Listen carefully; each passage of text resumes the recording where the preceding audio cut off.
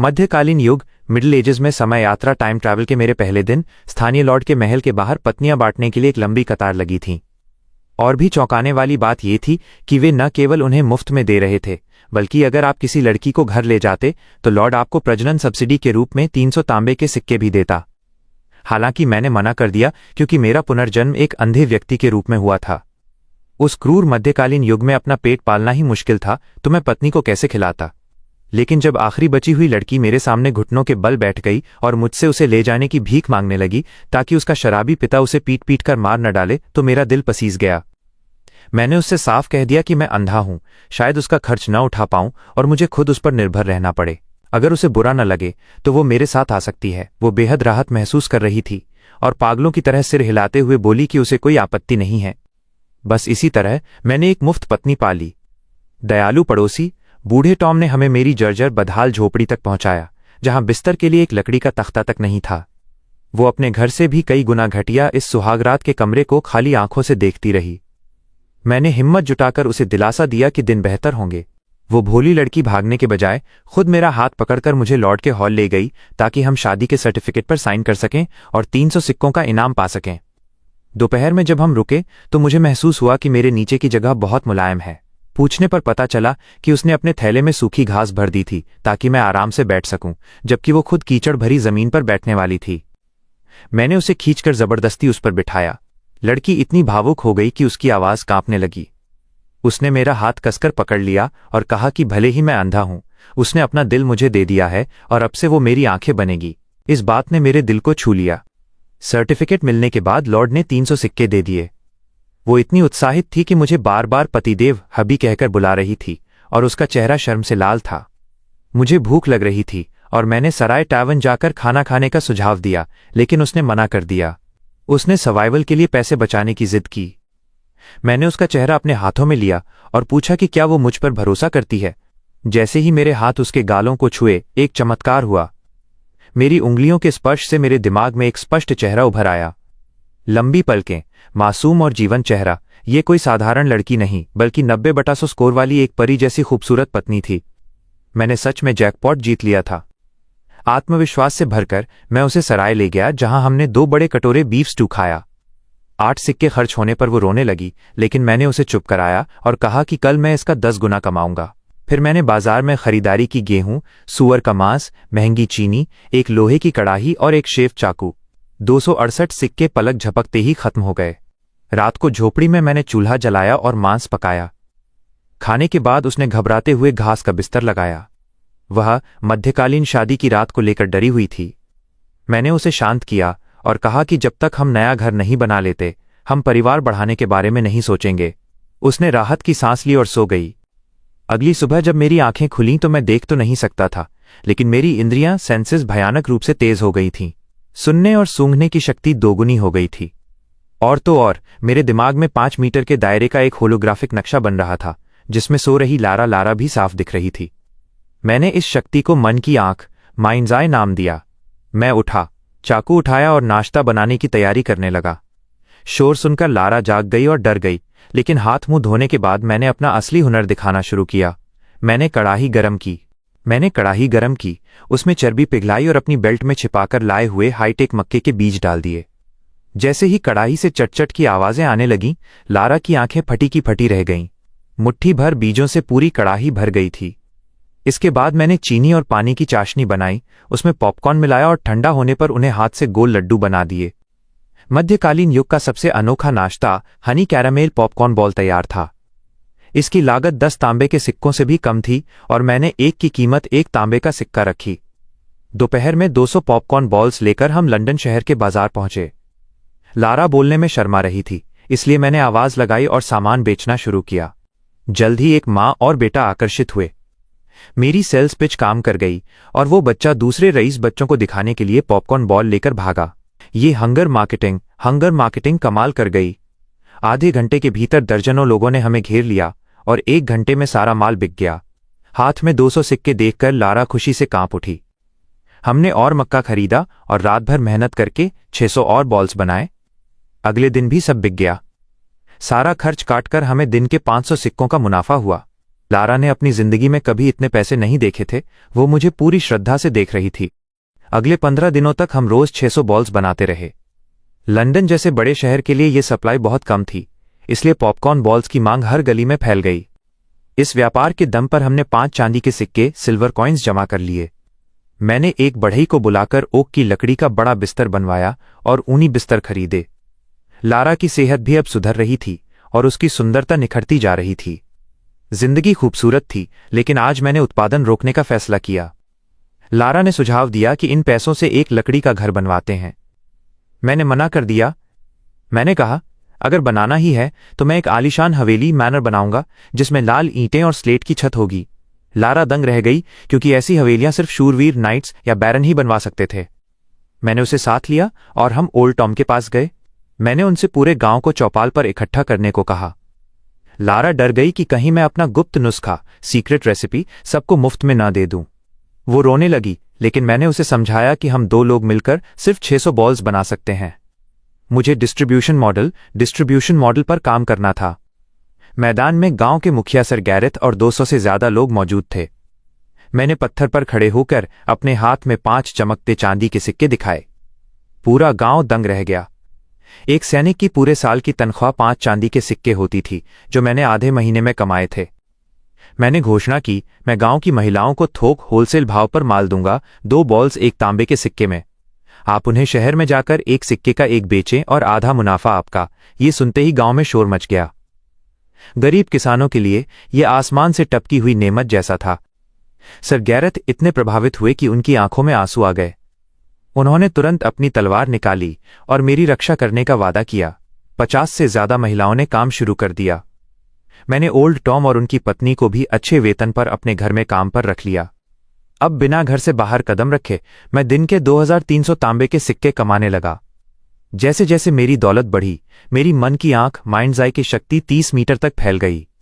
अब मैं बिना लाठी के किसी भी सामान्य व्यक्ति से बेहतर चल सकता था। पूरा गांव मुझे धन का देवता, गॉड ऑफ वेल्थ मानने लगा था। अब समय सही था। मैंने नाश्ते के 2 थैले उठाए और मैं विलेज चीफ सर गैरेथ से मिलने पहुंचा।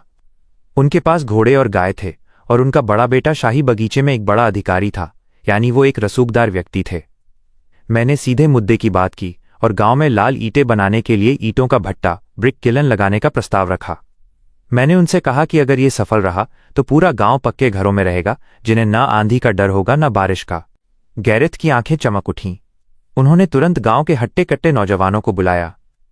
दर्जनों लोग मेरे पीछे चल दिए और हम नदी के किनारे मिट्टी खोदने लगे। पिछले जन्म की यादों के आधार पर हमने सिर्फ 2 दिनों में एक विशाल भट्टा तैयार कर लिया। पूरा गांव पसीने में तरबतर होकर ईंटें ढालने लगा। ईंटें सूखने के बाद हमने आग जला दी। 2 दिन और 2 रात जलने के बाद जब भट्टा खोला गया तो गैरेथ सबसे पहले अंदर भागे। जब गर्मी कम हुई तो वो लाल चेहरे के साथ बाहर आए। हाथ में 2 सुर्ख लाल ईंटें थीं। उन्होंने उन्हें आपस में टकराया। आवाज एकदम खनकदार थी। राज्य की पहली आधुनिक लाल ईंटें तैयार थीं। पूरा गांव खुशी से झूम उठा। जल्द ही 3 और भट्टे बन गए और ईंटों की बाढ़ आ गई। मैंने अपनी 300 मीटर की भव्य हवेली, ग्रैंड मैनर का नक्शा निकाला और काम शुरू करने की तैयारी की। लेकिन पक्का घर सिर्फ ईंटों से नहीं बनता, उसके लिए सीमेंट चाहिए था। मैंने गैरेथ से कहा कि मुझे भारी मात्रा में चूना पत्थर, लाइमस्टोन चाहिए। गैरेथ ने कुछ सोचा और हाथ पटककर कहा, इसे मुझ पर छोड़ दो। अगली सुबह वो साधारण दिखने वाला बूढ़ा मुखिया अपने काले लिबास में घोड़े पर सवार होकर सीधा लंदन की ओर निकल पड़ा। वो शाही रेड कीप के फाटकों पर पहुंचा, जहां हथियारबंद पहरेदारों ने उसे रोका। गैरेथ बिल्कुल नहीं घबराए। उन्होंने अपनी जेब से एक सोने की मुहर वाली अंगूठी, सिग्नेट रिंग, निकाली। अंगूठी पर शेर का निशान देखते ही पहरेदारों के होश उड़ गए। वे हकलाते हुए बोले, हुजूर, ये तो पूर्व राजा एब्डिकेटेड किंग की निजी मुहर है। अभी राजा एडवर्ड गद्दी पर हैं। हमें नहीं पता ये अब मान्य है या नहीं। आप रुकिए, हम अंदर खबर देते हैं। मेरे गांव के मुखिया के पास पुराने राजा की मुहर देखकर पहरेदार कांप गए थे। जब राजा एडवर्ड को यह पता चला तो उन्होंने पुराने राजा हेनरी की नजरबंदी हटा दी। गैरेथ ने अंदर जाकर जब लाचार राजा हेनरी को मेरे बनाए पॉपकॉर्न बॉल्स खिलाए तो राजा की आंखें चमक उठीं। जब उन्होंने सुना कि कैसे मैंने गांव की गरीबी दूर की और लाल ईंटें बनाई तो उन्हें लगा कि मैं कोई आसमानी फरिश्ता या जीनियस हूं। राजा हेनरी ने तुरंत अपने बेटे एडवर्ड से मिलकर मेरे लिए चूना पत्थर का इंतजाम करने का फैसला किया। उधर राजा एडवर्ड अपने प्रधानमंत्री के साथ चर्चा कर रहे थे कि जो कोई जनता की भलाई का चमत्कार करेगा उसे रॉयल टाइटल कुलीन पद दिया जाएगा। जब उन्हें पता चला कि मैं मिट्टी से पत्थर जैसी ईंटें बना सकता हूं तो वो खुशी से उछल पड़े। उन्होंने तय किया कि अगर ये सच निकला तो मुझे भारी इनाम दिया जाएगा। इसी बीच मैं गांव के बुजुर्ग ब्रूस के साथ लंदन खरीदारी करने गया। मैंने 17 चांदी के सिक्के खर्च करके एक शानदार ब्लैक वॉलनट की लाठी खरीदी। दोपहर में हम शाही बगीचों के पास से गुजरे जहां रईसों की महफिल सजी थी।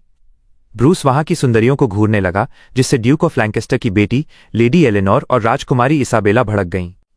लेडी एलेनोर ने बिना रहम किए अपना कोड़ा मेरे कंधे पर दे मारा और हमें आवारा और बदतमीज कहा।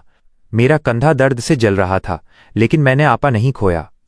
ब्रूस की गालियों के बीच मैं धीरे से खड़ा हुआ, अपनी लाठी उठाई और बहुत ही विनम्र आवाज में कहा, मुझे माफ कर दीजिए नेक देवियों, मुझे आपकी ओर चेहरा नहीं करना चाहिए था। असल में मैं अंधा हूं और देख नहीं सकता। मेरी वजह से आपको परेशानी हुई, इसके लिए मैं माफी चाहता हूं। इतना कहकर मैंने अपनी लाठी जमीन पर टिकाई और लड़खड़ाते हुए वहां से चल दिया। जी हां, इसी चाल को कहते हैं सामने वाले के अहंकार को मिट्टी में मिला देना, डिस्ट्रॉइंग द स्पिरिट।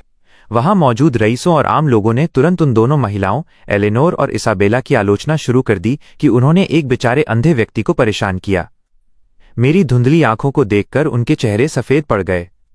मध्यकालीन युग की कुलीन महिलाओं के लिए मान सम्मान ही सब कुछ था। एक अंधे व्यक्ति को पीटने के अपराध बोध, गिल्ट ने उन्हें अंदर से तोड़ दिया। एलेनोर फूट फूट कर रोने लगी, जबकि राजकुमारी इसाबेला माफी मांगने के लिए मेरे पीछे भागी, लेकिन मैं नहीं मिला। इस घटना के बाद दोनों डिप्रेशन में चली गईं और घर में छिपकर रोने लगी, जिससे उनके पिताओं ड्यूक और राजा की चिंता बढ़ गई। भविष्य में ऐसी घटनाओं से बचने के लिए मैंने एक शानदार ऊंचा घोड़ा और कुछ मसाले खरीदे। साथ ही मैंने काली रेशम की एक पट्टी अपनी आंखों पर बांध ली। उस काली पट्टी के पीछे मेरा व्यक्तित्व और भी रहस्यमयी और प्रभावशाली लगने लगा। उस रात लारा मेरी बाहों में सिमटकर दिन के खर्चों पर चिंता कर रही थी, लेकिन मुझे लगा कि यह सुकून हजारों सोने के सिक्कों से भी कीमती है। अगली सुबह एक चमत्कार हुआ। मेरी मन की आंख माइंड्स आई की शक्ति और बढ़ गई थी। अब मुझे दुनिया ब्लैक एंड व्हाइट के बजाय रंगीन फुल कलर दिखने लगी थी और मेरी रेंज 50 मीटर तक फैल गई थी। जब मैंने बगल में सोई लारा को देखा तो दंग रह गया। वो वास्तव में एक बेदाग और परम सुंदरी सुप्रीम स्टनर थी। इतना ही नहीं, मेरी शारीरिक ताकत भी 7-8 बलवान पुरुषों के बराबर हो गई थी। खुश होकर मैंने खुद रसोई में जाकर मैदा गूंथा और लारा के लिए नरम अंडे के पैनकेक बनाए। मेरी कुशलता और वो जायका देखकर लारा की आंखों में आंसू आ गए। उसने कसम खाई कि वो हमेशा मेरी सेवा करेगी। उसी समय पूर्व राजा हेनरी, उपनाम ओल्ड हैरी, 4 शाही रक्षकों के साथ भेष बदलकर हमारे गांव ओक हेवन पहुंचे। उन्होंने देखा कि मैं हवेली बनाने का काम देख रहा हूं और मजदूरों को धूल से बचाने के लिए कपड़े के मास्क पहनाए हैं। मेरी इस आधुनिक सोच ने उन्हें हैरान कर दिया। दोपहर में मैंने 100 पाउंड सूअर का मांस मंगवाया। उस दौर में रईस इस मांस को तुच्छ समझते थे, लेकिन मैंने उसमें दालचीनी और चक्रफूल जैसे मसाले डालकर उसे 2 घंटे तक पकाया। जब कड़ाही खुली तो उसकी खुशबू पूरे गांव में परमाणु विस्फोट की तरह फैल गई। मैंने ताज़ा परतदार रोटियां फ्लैट ब्रेड्स बनवाईं और उसमें वो रसीला मांस भरकर सबको खिलाया। गांव के पुरुष पागलों की तरह खाने लगे। एक ने तो एक बार में 12 रोल खा लिए। राजा हेनरी भी इस जायके के कायल हो गए। अपनी गरिमा भूलकर वो एक मिट्टी की दीवार के सहारे बैठकर दोनों हाथों से पुल्ड पोर्क रोल खाने लगे। वो बार बार आहें भर रहे थे कि मैंने बेकार समझी जाने वाली चीज को जादुई बना दिया है। तभी गांव के मुहाने पर दर्जन भर हथियारबंद घुड़सवार पहुंचे। एक शाही सेवक ने चिल्लाकर कहा, आर्थर, शाही फरमान स्वीकार करो। पूरा गांव सन्नाटे में डूब गया। सेवक ने फरमान पढ़ा, ईंटें बनाने और देश की सेवा के लिए राजा एडवर्ड ने आर्थर को ओक हेवन का बैरन नियुक्त किया है। साथ ही 100 सोने के सिक्के और 3 पड़ोसी गांवों का टैक्स वसूलने का अधिकार इनाम में दिया जाता है। पूरा गांव शोर से गूंज उठा। एक अंधे आदमी के लिए सीधे बैरन बनना किसी चमत्कार से कम नहीं था। लारा, जिसके हाथ में अभी मांस का रोल था, सुन्न रह गई। कहाँ वो एक गरीब लड़की जो भूख से मर रही थी, और कहाँ अब वो राज्य की बैरोनेस बन चुकी थी। मैंने शांति से फरमान स्वीकार किया और सेवक को इनाम में चांदी के सिक्के दिए। मांस की वो खुशबू पास के गांव के कुछ गरीब बच्चों को भी खींच लाई, जिनके पास पहनने को कपड़े तक नहीं थे। एक टुकड़े रोल को नहीं खाया, वो उसे बचाकर रखना चाहती। उन बच्चों और उनकी भूखी दादी की हालत देखकर मेरा दिल भर आया। मैंने हर बच्चे को 2-2 मीट रैप्स और 20 तांबे के सिक्के दिए और उनके माता पिता को ताकीद की कि इनसे बच्चों के लिए कपड़े खरीदें। इस दृश्य ने ओल्ड हैरी, राजा हेनरी के दिल को झकझोर कर रख दिया। उन्होंने नम आंखों से गुपचुप तरीके से मुखिया गैरेथ को सोने की 2 बड़ी ईंटें थमा दी और कहा कि उन बुजुर्गों और बच्चों के लिए अनाज और कपड़े खरीदें जो जीवित रहने के लिए संघर्ष कर रहे हैं। अगली सुबह लारा शान के साथ अनाज और वो पैसा लेकर अपने मायके गई जो मैंने उसे मेहर बिट्रोथल गिफ्ट के रूप में दिया था। उधर जैसे ही मैं अपने लिए दलिया बनाने लगा, ढीठ ओल्ड हैरी अपने रक्षकों के साथ फिर से नाश्ते पर धावा बोलने आ पहुंचा। मुझे एक बैरन होने के बावजूद उस जर्जर झोपड़ी में रहता देख हैरी गुस्से से लाल हो गया। उसने अपने सिपाही के हाथ से एक गोल्ड सोवरेन, सोने का सिक्का झपटा और मेरी ओर उछालते हुए कहा, "ये तुम्हारे खाने और घर की मरम्मत के लिए है।" सिक्का उछालते ही उसे पछतावा हुआ कि कहीं वो मुझ जैसे अंधे आदमी को चोट न पहुंचा दे। लेकिन अगले ही पल मैंने बिना हिले हवा में ही हाथ बढ़ाकर उस सिक्के को लपक लिया। मैंने सहज भाव से कहा, "इतने प्यार से दी गई चीज को मना करना बदतमीजी होगी।" मेरी स्फूर्ति ने शाही रक्षकों के पसीने छुड़ा दिए। उनके दिमाग में एक ही बात आई, आवाज के दम पर निशाना साधने वाला ये अंधा व्यक्ति तो कोई महान योद्धा, अनपैरेलल्ड मास्टर है। रक्षकों के कप्तान को यकीन नहीं हुआ। जब मैं पैनकेक बना रहा था, उसने अपनी खंजर निकाली और मेरी आंखों के सामने हवा में लहराई, यहां तक कि सीधा वार करने का नाटक भी किया। अगर मैंने आंखों पर काली पट्टी न बांधी होती तो मेरी पोल खुल जाती। मैंने खुद को शांत रखा और अपना अंधा होने का नाटक जारी रखा। हैरी के जाने के बाद वो कप्तान वापस आया, मेरा कॉलर पकड़ा और मुझे अपनी ताकत दिखाने के लिए जमीन पर पड़े एक लकड़ी के मोटे लट्ठे पर जोरदार लात मारी। लकड़ी तड़क कर टूट गई। वो मुस्कुराकर चला गया, लेकिन मेरी मन की आंख, फुल कलर माइंड्स आई ने देख लिया कि वो झाड़ियों के पीछे जाकर दर्द से तड़प रहा था। उसका पैर सूजकर कुप्पा हो गया था। मैं मन ही मन हंसा, सिर्फ दिखावे के लिए इतनी तकलीफ। हालांकि इस घटना ने मुझे सचेत कर दिया। इस निर्दयी मध्यकालीन युग में बिना हथियार के मैं कभी भी निशाना बन सकता था। मैं गांव के लोहार के पास गया और एक आधुनिक धौंकनी बेलोज बनाई, जिससे भट्टी का तापमान आसमान छूने लगा। अगले 15 दिनों तक मैंने खुद को कमरे में बंद कर लिया और दमिश्क स्टील, डमास्कस स्टील की तकनीक से एक बेहद धारदार ब्लेड तैयार किया। फिर मैंने उसे अपनी 17 चांदी के सिक्कों वाली ब्लैक वॉलनट की लाठी में फिट कर दिया। बाहर से ये एक साधारण लाठी थी, लेकिन जरूरत पड़ने पर यह एक ऐसी मच्छी, कंसील्ड सॉर्ड थी जो लोहे को भी मक्खन की तरह काट दे। धीरे धीरे ओक हेवन गांव बदलने लगा। मेरा भव्य लाल ईंटों का महल खड़ा हो गया, जिसमें ओक की लकड़ी के फर्श और नक्काशीदार दीवारें थीं। लारा अब हर दिन हजारों सिक्कों को गिनने में मग्न रहती थी। एक दिन सर गैरेथ 2 और बुजुर्गों मार्क्स और डेनियल को लेकर आए। उनके गांव बहुत गरीब थे और लोग भूख से मर रहे थे। वे भी पॉपकॉर्न के बिजनेस में शामिल होना चाहते थे। मैंने मना कर दिया क्योंकि मार्केट अब भर चुका था, लेकिन मैंने एक बड़ी योजना पेश की। हम तीनों गांवों को मिला देंगे। सभी पुरुषों को ईंटें बनाने और घर बनाने के काम पर लगाया जाएगा। सबको दिन में 3 बार खाना मिलेगा और 1 महीने के भीतर हर कोई पक्के घर में रहेगा। ये सुनकर वे दोनों बुजुर्ग खुशी से रो पड़े। फिर मैंने एक और धमाका किया। मैं 50 ताकतवर घरेलू रक्षकों, हाउसहोल्ड गार्ड्स की एक सेना बनाऊंगा और हर रक्षक को एक चांदी का सिक्का प्रति माह। ये सुनते ही मार्क्स और डैनियल की आंखें भूखे भेड़ियों की तरह चमक उठीं। मध्यकालीन युग में एक आम किसान पूरे साल की मेहनत के बाद इतना कमा पाता। मुझे उनकी उम्र पर थोड़ा शक हुआ, तो मैंने पूछा कि क्या वे अब भी लड़ सकते। मेरी बात खत्म होते ही बूढ़े डैनियल ने आंगन से एक लकड़ी का लट्ठा उठाया और उसे हवा में लहराने लगे। खुदा की कसम, हवा के चीरने की आवाज साफ सुनाई दे रही थी। उनकी हर चाल सटीक और जानलेवा थी। ये मध्यकाल के असली युद्ध के मैदानों से सीखी हुई तकनीक थी। अंत में वो बूढ़ा आदमी 3 मीटर ऊंचे अस्तबल पर छलांग लगाकर बड़ी सहजता से उतर गया। मैं दंग रह गया। ये कोई साधारण बुजुर्ग नहीं, बल्कि टेम्पलर नाइट के स्तर का एक महान योद्धा, हिडन मास्टर था। मैंने तुरंत उसे भर्ती कर लिया। अगले दिन मैंने 600 चांदी के सिक्के निकाले और गैरेथ को 50 बेहतरीन नस्ल के जंगी घोड़े खरीदने लंदन भेजा। लारा अपनी खाली होती तिजोरी को देखकर लकड़ी के स्टूल पर बैठ गई और फूट फूट कर रोने लगी। उसे लगा मैंने सारी दौलत एक दिन में उड़ा दी। मैंने उसे गले लगाया और समझाते हुए कहा, पैसे तो हाथ का मैल है और कमा लेंगे, लेकिन इस अराजक युग में अगर हमारे पास अपनी सुरक्षा के लिए सेना नहीं होगी तो लुटेरे और दुष्ट शूरवीर हमें कभी भी लूट लेंगे। ये रक्षक हमारी जान बचाने का बीमा है। जल्द ही 50 अनुभवी योद्धा इकट्ठा हो गए। इन बदमाशों को अनुशासन में रखने के लिए मैंने ब्लैकबियर्ड ब्लेक नाम के एक खूंखार आदमी को कमान सौंपी। कहा जाता था कि वो दुश्मनों की खोपड़ियों में शराब पीता था। उसने गरजते हुए कहा, बैरन ने हमें घर और जिंदगी दी है। अगर किसी ने गद्दारी की तो मैं उसकी खाल जिंदा उधेड़ दूंगा। जैसे जैसे महल का काम बढ़ा, गर्मी भी बढ़ने लगी। पसीने से तरबतर उन मजदूरों के बालों में जुएं और पिस्सू रेंग रहे थे। मेरी तीव्र सूंघने की शक्ति इसे बर्दाश्त नहीं कर पा रही थी। मैंने पूरे गांव को इकट्ठा किया और लोहे का नियम लागू किया। ओक हेवन एक सभ्य जगह है। आज से हर किसी को रोज नहाना और कपड़े धोने होंगे। खाने से पहले हाथ धोना अनिवार्य है, और अगर किसी ने यहां वहां गंदगी फैलाई तो डैनियल उसके खास अंगों को काटकर कुत्तों को खिला देगा। यह सुनकर पूरे गांव में खौफ छा गया और साफ सफाई का अनुशासन रातों रात बदल गया। महल बनने के बाद मैंने आंगन में अभ्यास शुरू किया। डैनियल की तलवारबाजी को याद करते ही मेरे दिमाग की मन की आंख एक सुपर कंप्यूटर की तरह चलने लगी।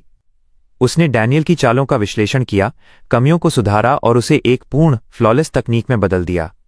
ये तकनीक पूर्व की क्विक ड्रॉ और पश्चिम की फेंसिंग का मिश्रण थी, सिर्फ हमला कोई बचाव नहीं। मैंने 3 दिनों में इसे सीख लिया और रोज 500 बार तलवार निकालने और वापस रखने का अभ्यास करने लगा। एक दिन गांव की सबसे गरीब लड़की मैगी मेरे दरवाजे पर आई और अपनी बीमार मां के इलाज के लिए भीख मांगने लगी। मैंने तुरंत 10 सिक्के दिए और उसकी मां को लंदन के सबसे बड़े डॉक्टरों के पास भेजा। लेकिन अफसोस, उसकी मां को जवानी के दिनों में शाही शहर के रेड लाइट इलाके से एक गंभीर बीमारी लग गई थी, जो अब लाइलाज टर्मिनली इल हो चुकी थी। उसे भगवान भी नहीं बचा सकता था। अंत में मैगी की मां ने मरने वाली रात उसे अपने पास बुलाया और उसे पुरुषों की सेवा करने के वो सारे गुप्त हुनर सिखाने की कोशिश की जो उसने एक तवायफ के रूप में सीखे थे। मैगी शर्म से लाल हो गई और फटी आंखों से बोली, क्या ऐसा भी होता है? मैं ये कभी नहीं कर पाऊंगी। अगली सुबह उस बूढ़ी औरत ने फांसी लगा ली। मैंने मैगी की मां के लिए ओक की लकड़ी का एक शानदार ताबूत बनवाया। दफनाने के बाद मैगी ने अपने सीने से गुलामी का एक रक्त मुहर वाला अनुबंध इंडेंचर कॉन्ट्रैक्ट निकाला और मेरे पैरों में गिरकर रोने लगी। उसने कहा कि वो मेरा एहसान नहीं चुका सकती, इसलिए वो खुद को मेरे हाथों एक गुलाम के रूप में बेच रही है। मैंने बिना देखे उस कॉन्ट्रैक्ट के परखच्चे उड़ा दिए और उससे कहा कि मुझे गुलाम नहीं, एक रसोइया कुक चाहिए। मैगी इतनी भावुक हो गई कि उसके मुंह से शब्द नहीं निकल रहे थे।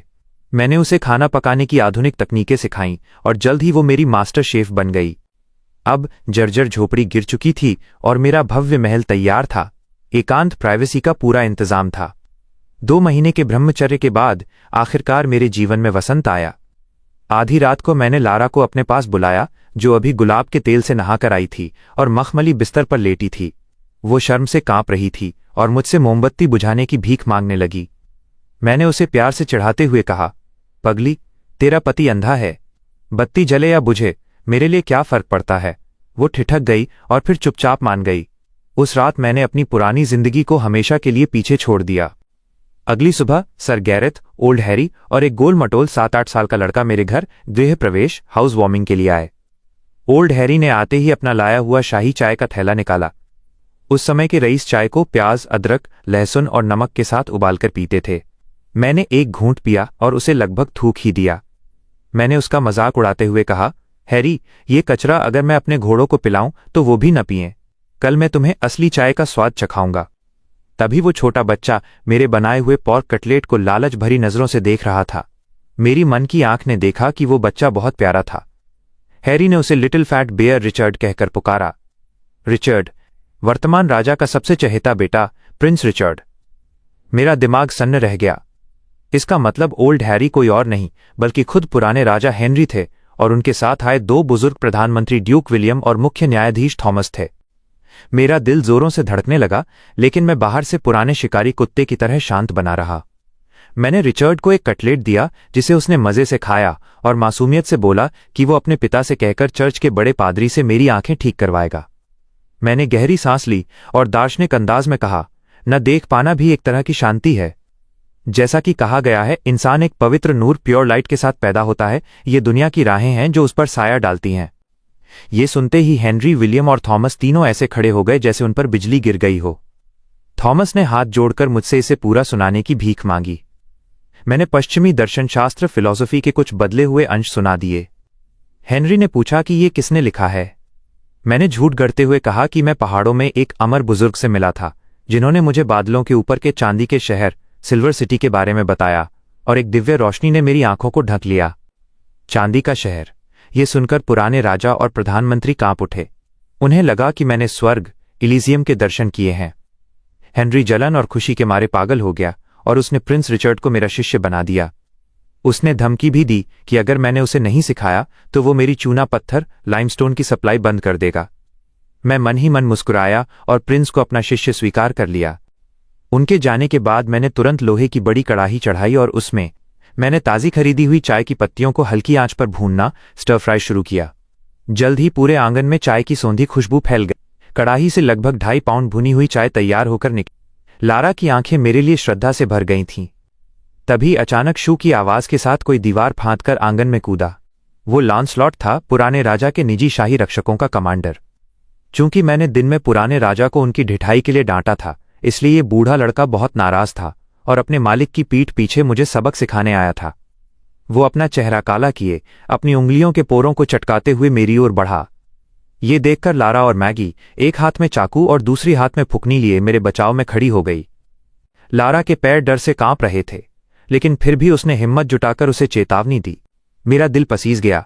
मैंने उनसे पीछे हटने को कहा। लॉन्सलॉट मुस्कुराया और मुझ पर हमला करने के लिए झपटा। ठीक उसी पल मेरा चेहरा भावहीन था और मेरा दाहिना हाथ लाठी पर था। खचाक! एक चमकती हुई चांदी की लकीर हवा को चीर गई। मेरी हजारों बार अभ्यास की गई स्विफ्ट ड्रॉ तकनीक ने कमाल कर दिया। तलवार की गति अकल्पनीय थी। लॉन्सलॉट के सोचने से पहले ही मेरी लोहा काटने वाली तलवार उसकी गर्दन पर टिकी थी। उसकी खाल से खून की एक बारीक बूंद रिसने लगी। चारों ओर सन्नाटा छा गया। लॉन्सलॉट की आंखों में अहंकार की जगह मौत का खौफ था। उसने अपनी आंखों से अपने सुनहरे बालों की एक लट को हवा में कटते देखा। अगर मैं अपनी कलाई को 1 मिलीमीटर भी आगे बढ़ाता तो उसका सिर धड़ से अलग हो जाता। मैंने तलवार वापस म्यान में डाली और ठंडे लहजे में कहा, अपने मालिक से कहना कि मेरी बर्दाश्त की हद को दोबारा न आजमाए। वो घमंडी कमांडर बुरी तरह घबरा गया और लड़खड़ाते हुए भाग खड़ा हुआ। वापस जाकर उसने रक्षकों को चेतावनी दी कि वो अंधा आदमी कोई साधारण इंसान नहीं, बल्कि एक अद्वितीय तलवारबाज, अनपैरेलल्ड स्वॉर्ड मास्टर है। शाम ढलते ही पुराना राजा हेनरी फिर से खुशबू का पीछा करते हुए आ पहुंचा। मैंने उसे गर्म पानी में बनी काली चाय पिलाई। एक घूंट पीते ही उसकी आंखें मशाल की तरह चमक उठीं। उसने इसे दुनिया की सबसे बेहतरीन चाय बताया। मैंने नाटक करते हुए आह भरी और कहा कि घर बनाने में मेरा सारा पैसा खत्म हो गया है और मैं ये चाय 5 सोने के सिक्के प्रति पाउंड के भाव से बेचूंगा। ये एक तरह की डकैती थी, लेकिन हेनरी ने भरोसा दिलाया कि रईसों के बीच ये पागलों की तरह बिकेगी। मैंने उसे कुछ डिब्बे तोहफे में दिए, जिससे वो अनजाने में ही मेरा शाही प्रवक्ता, स्पोक्सपर्सन बन गया। मैंने लारा से कहा कि रईस लोग कूड़ा पीने के लिए भी पैसे खर्च करते हैं, तो वे इस चाय के लिए खुशी खुशी अपनी जेब खाली करेंगे। मैंने उसे लंदन की सबसे मशहूर सड़क किंग्स रोड पर प्रॉस्पेरिटी टी शॉप खोलने का निर्देश दिया। साथ ही मैंने उसे शहर की सारी ताज़ी गुलाब की पंखुड़ियां खरीदने को कहा। अभिजात वर्ग की जेबें खाली करने का एक बड़ा खेल शुरू हो चुका था। दूसरी ओर पुराने राजा ने प्रिंस रिचर्ड को मेरे पास ही छोड़ दिया ताकि वो मुझसे दैवीय ज्ञान सीख सके। मेरे पास अब राजा और राजकुमार दोनों एक सुरक्षा कवच एटीएम की तरह थे। जब राजा हेनरी ने महल जाकर अपने बेटे एडवर्ड को यह चाय पिलाई तो एडवर्ड अपनी जिंदगी पर शक करने लगा कि वो अब तक क्या पी रहा था। हंसी मजाक के बीच एडवर्ड ने एक गहरी सांस ली और बताया कि उत्तरी दीवार के पास भीषण सूखा पड़ा है। हजारों आम लोगों के पास फसल नहीं है और शाही खजाना खाली था और आपदा राहत के लिए एक फूटी कौड़ी भी नहीं थी। छोटा गोल मटोल रिचर्ड बगल में खड़ा ये सब सुन रहा था और चुपके से इसे नोट कर रहा था। उसका इरादा मुझसे यानी अपने नए उस्ताद से इसका समाधान पूछने का था। दूसरी ओर बूढ़ा राजा महल में मेरे एक फ्री ब्रांड एम्बेसडर की तरह काम कर रहा था। मैं भी घर पर खाली नहीं बैठा था। ताज़ी चाय की पत्तियों और गुलाब की पंखुड़ियों से भरी टोकरियां आंगन में लाई गईं और मैंने अपनी खूबसूरत रसोइया मैगी के साथ रात भर ओवरटाइम काम किया। ताज़ी चाय को पंखुड़ियों के साथ मिलाकर भूनने से कस्टमाइज्ड रोज ब्लैक टी और एमरल्ड ग्रीन टी का जन्म हुआ। आधी रात तक काम करने के बाद मैं नहाकर अभी लेटा ही था कि अचानक बाथरूम से एक चीख और फर्श पर किसी भारी चीज के गिरने की आवाज आई। मैं हड़बड़ा कर उठा, कपड़े पहने, अपनी लाठी पकड़ी और वहां पहुंचा। अपनी फुल कलर माइंड शक्ति की वजह से मैं उस अंधेरे बाथरूम में भी सब कुछ साफ देख पा रहा था। मैगी पत्थर के फर्श पर फिसल गई थी, उसके घुटने की खाल छिल गई थी और काफी खून बह रहा था। लेकिन अभी मेरी पहचान एक अंधे आदमी की थी। मैं बस कुछ न देख पाने का नाटक करते हुए, टटोलते हुए आगे बढ़ा। मैगी डरी हुई थी और जिद कर रही थी कि वो ठीक है, लेकिन जैसे ही वो खड़ी हुई, दर्द के मारे दोबारा गिर पड़ी। मैंने आह भरी लाठी फेंकी और उसे अपनी बाहों में प्रिंसेस कैरी उठा लिया। एक अंधा आदमी और एक लंगड़ाती लड़की क्या जोड़ी थी। पकड़े जाने के डर से कि मैं देख सकता हूं, मैंने रास्ते भर अपनी एक्टिंग का पूरा जौहर दिखाया। मैं मुड़ा और धम दीवार से टकराया, फिर मुड़ा और खड़क मेज से जा भिड़ा। कुछ ही कदमों में मैगी मेरी बाहों में हिचकोले खा रही थी। मुझे इस हाल में देखकर उसका दिल भर आया और उसकी आंखों में आंसू आ गए। जब मैं उसे उसके कमरे में ले गया तो उसने पानी का तसला मंगाया और बड़े प्यार से मेरे पैरों की मिट्टी और मेरे शरीर पर लगा खून साफ किया। मध्यम मोमबत्ती की रोशनी में उसकी मोहब्बत भरी निगाहें छिप नहीं पा रही थीं। मैंने जानबूझकर खुद को एक बेकार अंधा कहकर तंज कसा। ये सुनकर मैगी खुद को कैसे रोकती। कांपती आवाज में वो बोली, मेरे मालिक, मैगी आज रात कहीं नहीं जा रही। उस रात वक्त के बहाव के साथ वो आज्ञाकारी रसोइया पूरी तरह से मेरी हो गई। अगली सुबह छोटा रिचर्ड समय पर क्लास के लिए आ गया। आते ही उसकी आंखें चमक उठीं और वो मुझसे आसमान में उड़ने का अमर जादू सिखाने की भीख मांगने लगा। मैंने उसके गोल मटोल शरीर को देखा और बेरहमी से उसकी उम्मीदों पर पानी फेर दिया। उड़ना मुमकिन है, लेकिन तुम बहुत मोटे हो। कल से मेरे साथ सुबह दौड़ना शुरू करो। रिचर्ड तुरंत मान गया। उसके पहले सबक के लिए मैंने गणित का ब्रह्मास्त्र निकाला, अरबी अंक और दशमलव का जोड़ घटाना। रिचर्ड वाकई राजा का सबसे बुद्धिमान बेटा था। महज 1 घंटे में वो 1000 तक के जोड़ घटाने में माहिर हो गया। गणित के बाद उसने मुझसे रहस्यमयी ढंग से पूछा कि क्या उत्तर के सूखे का कोई समाधान है। मैं समझ गया कि वो अपने पिता का बोझ हल्का करने के लिए मुझसे सुझाव मांग रहा है। मैंने बिना कुछ छुपाए उसे रणनीतियों की एक पूरी कड़ी समझा दी। रिचर्ड का चेहरा उत्साह से लाल हो गया। वो तुरंत अपने तेज घोड़े पर सवार होकर लंदन सिटी की ओर दौड़ पड़ा। जब वो दरबार पहुंचा तो कैबिनेट मंत्री चर्चा कर रहे थे। सभी रईसों के सामने उसने अपना इक्का फेंका। राज्य के व्यापारी पैसों में खेल रहे हैं। खजाना भरने के लिए उन पर व्यापार कर कमर्शियल टैक्स क्यों नहीं लगाया जाता। चांसलर ने कमी निकालते हुए कहा, अगर हर कोई व्यापार करेगा तो खेती कौन करेगा। रिचर्ड ने वही सिखाया हुआ नुस्खा आजमाया। व्यापारियों को अपने खेत छोड़ने की इजाजत नहीं होगी। जो खेत खाली छोड़ेगा उसकी संपत्ति जब्त कर ली जाएगी। और अगर फिर भी काम न बने तो पैदावार पर 20% अनाज कर अनिवार्य कर दिया जाए। जो नहीं देगा वो सीधे जेल जाएगा। पूरे दरबार में सन्नाटा छा गया। चांसलर खुशी से चिल्ला उठा कि ये शानदार है। राजा एडवर्ड इतना खुश हुआ कि उसने मौके पर ही रिचर्ड के गुरु के लिए भारी इनाम का ऐलान कर दिया। लोहे को गर्म देखकर रिचर्ड ने सूखा राहत के लिए उत्तर जाने की पेशकश की और राजा से शाही मुहर लगा हुआ एक खाली बैरन चार्टर, सामंती पद का अधिकार पत्र मांग लिया। उसी दौरान दरबार में राजा की एक हरकत ने मेरे बिजनेस में धमाका कर दिया। दिखावे के लिए उसने हर ड्यूक और अर्ल को मेरे द्वारा बनाई गई चाय पिलाई और प्रॉस्पेरिटी टी शॉप का नाम लिया। राजा का खुद प्रचार करना बहुत बड़ी बात थी। दोपहर तक मेरी दुकान पर बड़े बड़े अधिकारियों और नवाबों की भीड़ लग गई। 5 पाउंड की ग्रीन टी और 10 पाउंड की ब्लैक टी देखते ही देखते बिक गई। शाम को जब मैगी गाड़ी लेकर लौटी तो वो खुशी से कांप रही थी। एक दिन में हमने 850 सोने के सिक्कों का मुनाफा कमाया था। अगले दिन मैंने गांव के मुखिया गैरेथ को मजदूरी बढ़ाने और एक बड़ी वर्कशॉप बनाने का निर्देश दिया। उधर प्रिंस रिचर्ड ने अपने चाचा ड्यूक ऑफ लैंकेस्टर के साथ मिलकर लंदन के एक सराय में अनाज व्यापारियों के लिए एक खतरनाक जाल बुना। चाचा ने पहले ये कहकर डराया कि राजा व्यापारियों को खत्म करना चाहते हैं, लेकिन प्रिंस रिचर्ड ने बड़ी मुश्किल से सबको एक मौका दिलाया है। रिचर्ड ने वो खाली चार्टर निकाला और शर्त रखी, जो भी सूखा पीड़ितों के लिए 50,000 बुशल अनाज देगा, ये खानदानी बैरनी पद उसका होगा। व्यापारी सन्न रह गए।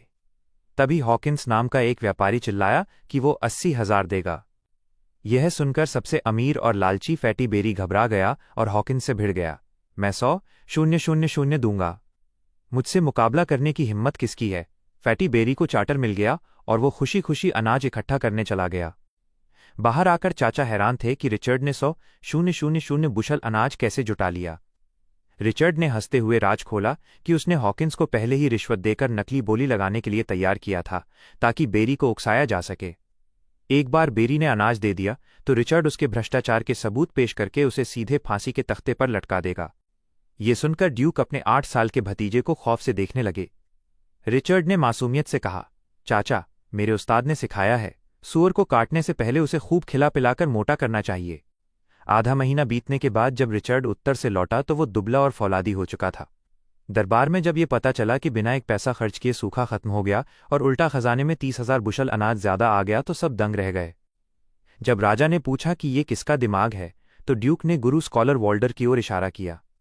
बेचारा बूढ़ा विद्वान डर के मारे कांपने लगा और कसम खाई कि ये उसने नहीं किया।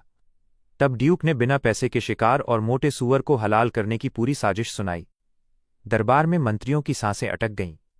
चीफ जस्टिस सर स्टर्लिंग और कुछ रूढ़िवादी रईस आगे आए और राजा को चेतावनी दी, तारांकन महाराज, प्रिंस के लिए साजिश रचने वाले का दिमाग बहुत ही खतरनाक और बेरहम है। प्रिंस अभी जवान है, ऐसे इंसान के साथ रहकर वो सच्चाई का रास्ता नहीं सीखेंगे। दरबारी उसे नाइट नहीं बल्कि शैतान की चालें चलने वाला कह रहे थे। मंत्रियों का कहना था कि राजकुमार को उस व्यक्ति से दूर रखा जाए। राजा एडवर्ड की खुशी चिंता में बदल गई और वह गहरे सोच में डूब गए। उधर छोटा रिचर्ड अपनी खुशी बांटने के लिए भागता हुआ ओकाडेन गांव में मेरी हवेली पहुंचा। उसकी आहट सुनकर ही मैं समझ गया कि उसका वजन कम हो गया है। रिचर्ड ने बड़े उत्साह से दरबार की सारी बातें सुनाईं, लेकिन मैं चुपचाप अपना मांस का टुकड़ा कटलेट खाता रहा।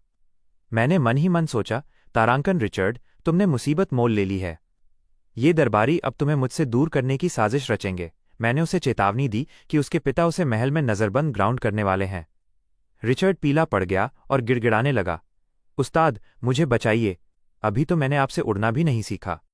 मैंने मुस्कुराते हुए कहा, जब तक मैं यहां हूं फिक्र मत करो। मैंने मैगी को बुलाया और चर्मपत्र, पार्चमेंट और कलम मंगवाई। मैंने अंधे होने का नाटक करते हुए चीन के 5000 साल पुराने ज्ञान को पश्चिमी महाकाव्य की शैली में बोलना शुरू किया। मैंने लिखवाया, सबसे तेज तलवार सबसे भीषण आग में तपकर बनती है। ज्ञान के शिखर तक पहुंचने वाली सीढ़ी का नाम परिश्रम है। मैंने रिचर्ड से कहा कि अगर तुम्हारे पिता तुम्हें रोकें तो ये ज्ञान उनके मुंह पर मारना। रिचर्ड ने मुझसे उड़ने की तकनीक सीखने की जिद की। मैंने उसे एक लेवरेज के सिद्धांत से भारी पत्थर उठाकर दिखाया। ये देखकर रिचर्ड का दिल टूट गया। उसे लगा था कि मैं उसे कोई जादू सिखाऊंगा। वो मुझे झूठा कहकर रोते हुए अपने दादा बूढ़े राजा हैरी के पास शिकायत करने पहुंच गया। बूढ़ा राजा चाय पी रहा था। जब उसने रिचर्ड के हाथ से वो चर्मपत्र लिया और उन महान पंक्तियों को पढ़ा तो उसे मानो बिजली का झटका लगा। वो चिल्लाया, मूर्ख, उस्ताद आर्थर की ये बातें सदियों तक याद रखी जाएंगी और तू इसे कचरा समझता है। राजा इतना गुस्सा हुआ कि उसने रिचर्ड को जायदाद से बेदखल करने की धमकी दे दी। फिर वो तुरंत शराब का पीपा लेकर मुझसे माफी मांगने मेरे घर पहुंचा। जब वे आए तो मैं मैगी के साथ टेक्सास बारबेक्यू बना रहा था। उस जमाने में बारबेक्यू जैसा कुछ नहीं होता था। उसकी खुशबू ने राजा का मन मोह लिया। मैंने राजा को एक और महान पाठ पढ़ाया, तारांकन, प्रजा और राजा का रिश्ता समुद्र और नाव जैसा है। समुद्र नाव को तैरा भी सकता है और उसे डुबो भी सकता है। ये सुनकर राजा हक्का बक्का रह गया। यह ऐसा सत्य था जो केवल महान शासक ही समझ सकते थे। अगले दिन मैं मैगी के साथ लंदन में अपनी चाय की दुकान देखने गया। वहां एक विदेशी व्यापारी, मूरिश मर्चेंट, कांच के एक मामूली मनके को कीमती रत्न बताकर मेरे लोगों को ठगने की कोशिश कर रहा था। वह उसके बदले 500 पाउंड चाय मांग रहा था। मुझे अपनी आंखों से सब दिख रहा था। मैंने धारा प्रवाह अरबी भाषा में उसे गाली दी और एक जोरदार तमाचा जड़ दिया। सब सन्न रह गए। मैंने उसे चिल्लाकर अरबी में कहा, रेत से बनी इस कचरा चीज से अपने दादा को ठगने चला है, दफा हो जा। जब दरबारी डरे कि वो विदेशी केस कर देगा तो मैंने समझाया कि अगर मैंने ये राज खोल दिया कि ये रत्न सिर्फ आग में तपी हुई रेत कांच है तो जिन नवाबों को इसने पहले ठगा है वे इसे जिंदा नहीं छोड़ेंगे। मैंने अब कांच बनाने का कारखाना खोलने का फैसला किया ताकि अमीर रईसों को लूटा जा सके। इसी बीच मैंने राजा के एक जुआरी चचेरे भाई वाइस्काउंट पर्ल से उसकी 30,000 की हवेली केवल 1,100 सोने के सिक्कों में खरीद ली। जब कुछ गुंडों ने हमें रास्ते में लूटने की कोशिश की तो मेरे वफादार सिपाही डैनियल ने अकेले ही चंद सेकंड में सबकी हड्डियां तोड़ दीं। पर्ल मेरी ताकत देखकर थर-थर कांपने लगा। अब वो हवेली मेरे नाम हो चुकी थी। लेकिन दूसरी ओर रेड कीप महल के सिंहासन कक्ष में एक नया तूफान आने वाला था। राजा एडवर्ड लोहे के सिंहासन पर बैठा था और दरबारी उसे मेरे खिलाफ भड़काने के लिए पूरी तरह तैयार थे। महल के दरबार में राजा एडवर्ड ने प्रिंस रिचर्ड को सख्ती से घेरा। सच बताओ, तुम्हें ये खतरनाक रणनीतियां किसने सिखाई हैं? दरबारी कह रहे हैं कि वो कोई दुष्ट आदमी है। अगर तुमने सच नहीं बताया तो तुम कभी इस महल से बाहर नहीं जा पाओगे। रिचर्ड बिल्कुल नहीं घबराया। उसने मेरा सिखाया हुआ सीक्रेट दांव चला। पिताजी, मेरे उस्ताद कोई साधारण मनुष्य नहीं है। उन्हें साक्षात देवताओं ने ज्ञान दिया है। गायब होने से पहले एक फरिश्ते ने उनके सिर पर हाथ रखकर उन्हें अमर ज्ञान की सांस दी थी। मेरे गुरु इस नश्वर दुनिया में देवताओं के प्रतिनिधि, प्रॉक्सी हैं। ये सुनते ही पूरे दरबार में खलबली मच गई।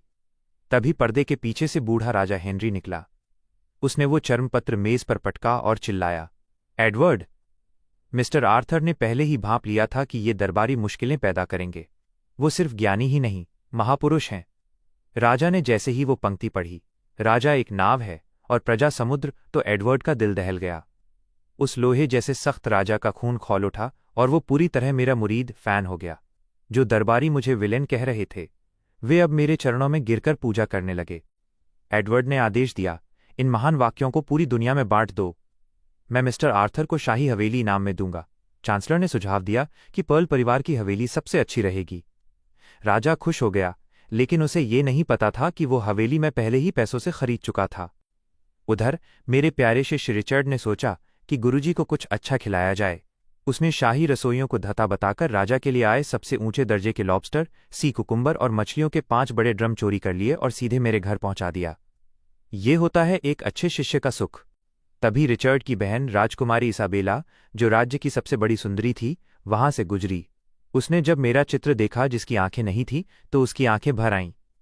उसे याद आया कि 1 महीने पहले उसने और उसके चचेरे भाई ने गलती से मुझे कोड़े मारे थे। जब उसे पता चला कि मैं अंधा हूं, जैसा कि मैंने नाटक किया था, तो उसे लगा कि उसकी वजह से मेरी ये हालत हुई है। वो आत्मग्लानि में डूब गई और तुरंत मुझसे माफी मांगने ओक हेवन गांव निकल पड़ी। उसी समय पर्ल, जुआरी राजकुमार, अपनी हवेली का मालिकाना हक वापस मांगने मेरे पास आया, क्योंकि उसके पिता ने उसे बहुत मारा था। मैंने मौका देखकर कीमत बढ़ा दी। 30,000 चांदी के सिक्के लाओ और हवेली ले जाओ। मजबूरी में ड्यूक ऑफ कॉर्नवॉल ने 30,000 सिक्के मुझे दिए और अपनी हवेली वापस ली। लेकिन असली मजा तो अभी बाकी था। जैसे ही उन्होंने हवेली ली, पीछे से शाही संदेशवाहक आ गया। उसने राजा का फरमान सुनाया, राजा ये हवेली मिस्टर आर्थर को इनाम में देते हैं। ड्यूक और पर्ल वहीं पत्थर के बुत बन गए। जिस हवेली को उन्होंने अभी 30,000 सिक्के देकर मुझसे छुड़ाया था, राजा ने उसे दोबारा मेरा बना दिया। मतलब हवेली भी मेरी रही और मैंने उनसे 19,000 का एक्स्ट्रा मुनाफा भी कमा लिया। घर पहुंचते ही एक और खुशखबरी मिली। मेरी पत्नी एरा गर्भवती प्रेग्नेंट थी। उसने बड़े दिल से मैगी रसोइया को मेरी दूसरी पत्नी कॉन्क्यूबाइन के रूप में स्वीकार कर लिया। तभी रिचर्ड और इसाबेला वहां पहुंचे। राजकुमारी ने झुककर मुझसे माफी मांगी। मेरी पत्नी एरा पहले तो भड़की, लेकिन इसाबेला की सच्चाई देखकर शांत हो गई। मैंने उन सबके लिए गार्लिक बटर लॉबस्टर बनाया। राजकुमारी ने इतनी तृप्ति से खाना खाया कि उसे सबके सामने डकार आ गई। बाद में मैंने राजकुमारी से अपने खेत में पानी डलवाया, जहां मैंने भविष्य की भूख मिटाने के लिए आलू और मक्का उगाए थे। जाने से पहले उसने मुझे शाही गार्डन में होने वाली मिड्समर पोएट्री गैदरिंग, कविता सभा में बुलाया। 15 अप्रैल का दिन था। मैं काला सूट पहनकर, आंखों पर काली पट्टी बांधे और हाथ में लाठी लिए शाही गार्डन पहुंचा। वहां राज्य के सभी दिग्गज मौजूद थे। इस सभा की शर्त थी, जो कविता की प्रतियोगिता जीतेगा उसे प्रतियोगिता का नियम था, जो जीतेगा वो न केवल शाही परिषद काउंसिल में शामिल होगा, बल्कि मुख्य विद्वान एलिस्टेयर की पोती से विवाह भी कर सकेगा। तभी लॉर्ड ट्रिस्टन ने मेरा मजाक उड़ाया। एक अंधा आदमी कविता लिखने का सपना देख रहा है, जिसे घास और पेड़ों का रंग नहीं पता, वो क्या लिखेगा? मैंने मुस्कुराते हुए कहा, लॉर्ड ट्रिस्टन, आपके सिर पर उगी उस हरी घास, उनकी पत्नी की बेवफाई का संकेत की चर्चा तो दूर दूर तक है। यह सुनकर आसपास के लोग अपनी हंसी रोकने के लिए कांपने लगे, जबकि मूर्ख ट्रिस्टन को लगा कि मैं उसके उपजाऊ खेतों की तारीफ कर रहा हूं। प्रतियोगिता शुरू हुई। विषय था सर्दियों का गुलाब। राजकुमारी इसाबेला खुद मेरी लेखक स्क्राइब बनी। मैंने कविता सुनाई। दीवार के उस पार सर्दियों का इकलौता गुलाब खिलता है, जो जमा देने वाली कयामत के खिलाफ अकेला खड़ा है। दूर से देखने पर शायद तुम इसे बर्फ समझ लो, पर इसकी मीठी महक हवाओं को सच बता देती है। जैसे ही आखिरी पंक्ति खत्म हुई, पूरे गार्डन में सन्नाटा छा गया। एक अंधे आदमी ने किंग बॉम्ब लेवल की कविता सुनाई थी।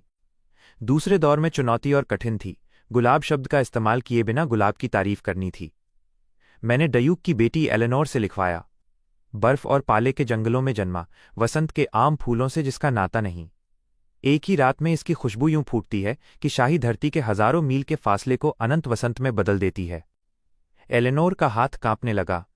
इस कविता में फूल का नाम नहीं था, लेकिन उसकी रीढ़ और गर्व साफ झलक रहा था।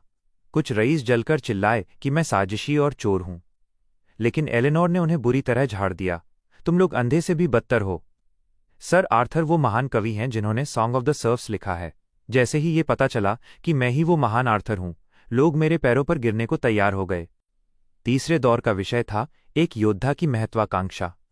ट्रिस्टन के चेले साइमन ने मुझ पर तंज कसा। मैंने अपनी माइंड आई मानसिक दृष्टि से उसकी लोकेशन ट्रेस की और अपनी लाठी से एक कंकड़ उसकी टखने की हड्डी पर दे मारा। वो दर्द से बिलख उठा, लेकिन किसी को यकीन नहीं हुआ कि एक अंधा आदमी इतनी सटीकता से निशाना लगा सकता है। मैंने अपनी तीसरी कविता सुनाई। पुरुष अपनी सुनहरी तलवारें खींचकर उत्तरी दीवार की खोई हुई जमीन क्यों नहीं जीत लेते? वीरों के हॉल में अपना नाम दर्ज कराओ, क्योंकि किसी कमजोर विद्वान को कभी मार्की का खिताब नहीं मिला। मुख्य परीक्षक आर्कबिशप सेड्रिक भी उत्साह से लाल हो गए। अब मैं फाइनल राउंड में था। परीक्षक खुद मुख्य विद्वान एलिस्टेयर थे। वो मुझे नफरत से देख रहे थे, क्योंकि वो अपनी पोती का हाथ एक अंधे को नहीं देना चाहते थे। मैंने अपनी अंतिम और सबसे प्रभावशाली कविता सुनाई। नशे में मैं दीपक की लौ ठीक करता हूं और अपनी लंबी तलवार पोंछता हूं। मेरे बहादुर योद्धा भुना हुआ मांस बांटते हैं और संगीत बजता है। युद्ध के मैदान में बिजली की तरह दौड़ते घोड़े, आसमान को चीरती धनुष की टंकार। राजा के महान संकल्प को पूरा करने के लिए और जीवन मृत्यु में नाम कमाने के लिए। अफसोस, मेरी इन फूटी आंखों पर, pity these broken eyes of mine. पूरी सभा में मौत जैसा सन्नाटा छा गया। सबके रोंगटे खड़े हो गए। एक अंधे आदमी की देशप्रेम और विवशता से भरी इस कविता ने सबका दिल चीर दिया था। पूरी सभा में मेरी कविता का जादू छाया हुआ था। विद्वान सेड्रिक भी चिल्ला उठा, ग्रैंड स्कॉलर, इस कविता में तो कांप कपा देने वाला युद्ध का माहौल है। ये असली डायमेंशनल स्ट्राइक है। मेरे खिलाफ खड़े दूसरे कवियों में कलम उठाने तक की हिम्मत नहीं बची और उन्होंने हार मान ली। ट्रिस्टन ने जलन के मारे अपनी कविता फाड़ दी। सबकी नज़रों में लॉरल क्राउन विजेता का ताज मेरा था, लेकिन एलिस्टेयर ने बेशर्मी से अपने किसी खास बार्थोलोम्यू को विजेता घोषित कर दिया। उसने बेतुका बहाना बनाया कि मेरी कविता शास्त्रीय क्लासिकल नहीं बल्कि फ्री वर्स है। एलेनोर गुस्से में फटने लगी, पर मैंने मुस्कुराते हुए उसे रोक दिया। एलेनोर, ये ताज एक मजाक है, इसे मनोरंजन समझो। मैं वहां से मुड़ा और अपनी आवाज में आंतरिक शक्ति भरकर एक जोरदार ठहाका लगाया और ये पंक्तियां गुनगुनाईं। जिस दिन महान ड्रैगन हवा की सवारी करेगा, वो 90,000 मील ऊंचे आसमान में उड़ेगा। हम जैसे लोग भला गांव के साधारण आदमी कैसे हो सकते हैं? हा हा। राजा एडवर्ड, जो अभी अभी वहां पहुंचे थे, इन पंक्तियों को सुनकर झूम उठे। जब उन्हें पता चला कि एलिस्टेयर ने धोखे से मुझे हरा दिया है, तो वो आग बबूला हो गए। एडवर्ड ने एलिस्टेयर को सबके सामने फटकार लगाई, कैसा विद्वान परिवार है आपका, जो मेरे बेटे प्रिंस रिचर्ड के उस्ताद का अपमान कर रहा है। ये सुनते ही एलिस्टेयर के होश उड़ गए। उसकी आंखें पलट गईं और वो वहीं बेहोश होकर गिर पड़ा। दूसरी ओर ट्रिस्टन को जब पता चला कि उसने राजकुमार के उस्ताद से पंगा लिया है, तो उसकी रूह कांप गई। मैंने उसे गली में बुलाया और उसके पालतू कुत्ते साइमन की असलियत बताई कि वो पर्ल, जुआरी राजकुमार से रिश्वत लेकर ट्रिस्टन को मेरे खिलाफ भड़का रहा था। ट्रिस्टन ने गुस्से में साइमन के दांत तोड़ दिए। अब ड्यूक ऑफ कॉर्नवॉल, पर्ल का परिवार, और चांसलर विलियम, ट्रिस्टन का परिवार के बीच एक राजनीतिक युद्ध शुरू हो गया, और ये सब मेरी बिना हाथ जलाए शिकार करने, borrowing a knife to kill की चाल का नतीजा था। ड्यूक ऑफ लैंकेस्टर तो इतने खुश थे कि उन्होंने अपनी बेटी एलेनोर से कहा, भले ही वो अंधा है, पर ऐसा हुनर इतिहास रच देगा। मैं चाहता हूं कि वो हमारा दामाद बने। एलेनोर का दिल जोर जोर से धड़कने लगा। वहीं महल के अंदर राजा एडवर्ड भी इसी उधेड़बुन में थे। उन्होंने राजकुमारी इसाबेला से मेरी शादी की बात की। इसाबेला राजी तो थी, लेकिन उसने एक कानूनी अड़चन बताई। पिताजी, नियम के अनुसार राजकुमारी का पति अपनी पहली पत्नी को नहीं रख सकता, और आर्थर अपनी पत्नी को कभी नहीं छोड़ेगा। तभी बूढ़े राजा हैरी अपनी पोती एलिस को पीठ पर लाद कर वहां आए और एक मास्टर स्ट्रोक सुझाया, एडवर्ड, तुम इतने लकीर के फकीर क्यों हो? आर्थर की पहली पत्नी को अपनी मानद गोद ली हुई बेटी, ऑनररी अडॉप्टेड डॉटर बना लो और उसे राजकुमारी का खिताब दे दो। फिर जब दो राजकुमारियां उससे एक साथ शादी करेंगी तो कोई कुछ नहीं कह पाएगा। ये सुनकर एडवर्ड और इसाबेला दंग रह गए। इधर मुख्य विद्वान के घर में कोहराम मचा था, क्योंकि उनकी साख मिट्टी में मिल चुकी थी। एलिस्टेयर की पोती सेसिलिया, जो खुद को बहुत बड़ी विदुषी समझती थी, मेरी पंक्तियों की मुरीद हो गई। उसने मन ही मन तय किया कि वो इस अंधे आदमी की दासी, कॉन्क्यूबाइन बनकर भी रहने को तैयार है। लेकिन मुझे इन सब की परवाह नहीं थी। मैंने लंदन में अपनी नई लाल ईंटों वाली भव्य हवेली में कदम रखा और पिछवाड़े में एक बड़ा बॉयलर बना लिया। मैं वेनेशियन रंगीन कांच बनाने की तैयारी में था। सर्दियों में कांच के घर, ग्रीनहाउस बनाकर सब्जियां उगाना मेरा अगला बड़ा प्लान था। तभी गेटकीपर ने बताया कि दक्षिण प्रांत से एक व्यापारी फेलिक्स मिलने आया है। जैसे ही वो कमरे में आया, मुझे एक भीनी सी खुशबू आई। उसके लाल होंठ और कोमल त्वचा देखकर मैं मन ही मन हंसा। तारांकन, एक औरत मर्द के भेष में। दिलचस्प। उसने अपना नाम फिलिप बताया और चाय के व्यापार में 30% कमीशन मांगा। मैंने सख्ती से मना किया तो वो 20% पर आ गई। मैंने उसे डीलरशिप का ऑफर दिया। मैं तुम्हें 4 चांदी के सिक्कों में चाय दूंगा, तुम दक्षिण में उसे कितने में बेचती हो, ये तुम पर निर्भर करता है। फिलिप, भेष बदली हुई महिला, मेरा ऑफर सुनकर बेहद खुश हुई। वह तुरंत पैसे लेने दौड़ पड़ी। उसे क्या पता था कि इन चाय की पत्तियों की असली लागत 10% भी नहीं है। यह बिना किसी जोखिम के शुद्ध मुनाफे का सौदा था, जिसे कहते हैं बिना हाथ जलाए शिकार करना। उस रात जब मैं बिस्तर पर आराम कर रहा था, दरवाज़ा धीरे से खुला। मेरी होलोग्राफिक इंद्रियों ने देख लिया कि वो मेरी पत्नी ईरा नहीं, बल्कि मेरी नई और बेहद खूबसूरत दासी मैगी थी। वो अभी अभी नहाकर आई थी और उसकी त्वचा से नमी की खुशबू आ रही थी। वो इतनी घबराई हुई थी कि उसे समझ नहीं आ रहा था कि क्या करे। मैंने मुस्कुराते हुए कहा, डार्लिंग, जल्दी आओ, मैंने तुम्हारे लिए बिस्तर गर्म कर दिया है। मैगी ने शर्माते हुए धीमी आवाज में कहा, मालिक, मैं मैगी हूं। मैंने अनभिज्ञ बनने का नाटक किया और कहा, अरे तुम? मालकिन कहाँ हैं? उसने सिर झुकाकर बताया कि मालकिन ने ही उसे भेजा है। मेरी पत्नी वाकई बहुत समझदार थी। मैंने घर के मुखिया का रौब दिखाते हुए कहा, मालकिन ने कहा और तुम आ गई? तुम मेरी दासी हो, मेरी बात सुनो, यहां आओ। मैगी कांपते हुए मेरी बाहों में समा गई। एक जवान और ताकतवर मर्द भला ऐसी सुंदरी को खुद से दूर कैसे करता। अगली सुबह मैं अपने परिवार के साथ ओक वैली गांव लौट आया। मेरे निकलते ही राजधानी में एक महातूफान खड़ा हो गया। चांसलर विलियम ने दरबार में ड्यूक ऑफ कॉर्नवॉल पर संगीन आरोप लगाए कि उसके बेटे पर्ल ने भाड़े के गुंडे भेजकर हमारे बीच दुश्मनी कराने की कोशिश की। तभी मेरा 8 साल का शिष्य प्रिंस रिचर्ड मेरा दिया हुआ एक गुप्त पत्र लेकर राजा एडवर्ड के पास पहुंचा। पत्र पढ़ते ही राजा का गुस्सा 7वें आसमान पर पहुंच गया। उन्होंने तुरंत शाही रक्षक भेजे और खजाने की जांच कराई। पता चला कि पर्ल ने शाही संपत्तियों के 40 से ज्यादा दस्तावेज गायब कर दिए थे और 100,000 से ज्यादा स्वर्ण मुद्राएं, गोल्ड सॉवरेन्स जुए में हार गया था। राजा एडवर्ड ने तुरंत फैसला सुनाया। पर्ल को खूंखार द्वीपों पर देश निकाला दे दिया गया और ड्यूक ऑफ कॉर्नवॉल से उसके सारे पद और रसूख छीन लिए गए। वो कल का रईस आज सड़क पर आ गया। वो गुस्से में तमतमाता हुआ मेरे गांव पहुंचा और बोला, आर्थर, तुम्हारे एक पत्र ने मेरा सब कुछ छीन लिया। हमारी कोई पुरानी दुश्मनी नहीं थी, फिर तुमने इतना क्रूर कदम क्यों उठाया? मैंने कुर्सी पर पीछे झुकते हुए कहा, जिस दिन तुमने मेरी जमीन पर नजर डाली थी, उसी दिन तुम मेरे दुश्मन बन गए थे। मैं अपने दुश्मनों पर रहम नहीं करता। वो हार मानकर पुराने राजा हैरी के पास मदद मांगने गया, लेकिन हैरी ने साफ कह दिया, आर्थर एक महान संत और ज्ञानी है, उससे उलझोगे तो बर्बाद हो जाओगे। तभी मुख्य विद्वान एलिस्टेयर और उसका बेटा अल्बर्ट मेरे घर पहुंचे। वे अपनी साख बचाने के लिए अपनी विदुषी पोती सेसिलिया का हाथ मेरे हाथ में देने आए थे। मैंने अपनी पत्नी ईरा का हाथ पकड़ा और कहा, क्षमा करें, मैं अपनी पत्नी को कभी नहीं छोड़ सकता। वहां मौजूद छोटी राजकुमारी एलिस मासूमियत से बोल पड़ी, अरे, इसाबेला बुआ भी तो आर्थर सर से शादी करने वाली थी, अब एक और आ गई। यह सुनते ही एलिस्टेयर के पैरों तले जमीन खिसक गईं। उन्हें लगा कि जहां 2-2 राजकुमारियां कतार में हैं, वहां उनकी बेटी की क्या बिसात। वे दुम दबाकर वहां से भाग निकले। अब मेरा पूरा ध्यान पैसा कमाने पर था। रंगीन कांच स्टेन्ड ग्लास बनाना मेरा अगला गुप्त प्रोजेक्ट था। मैंने अपने वफादार सैनिकों मार्क्स और डैनियल को बुलाया और खजाने की चाबियां उनके सामने रख दी।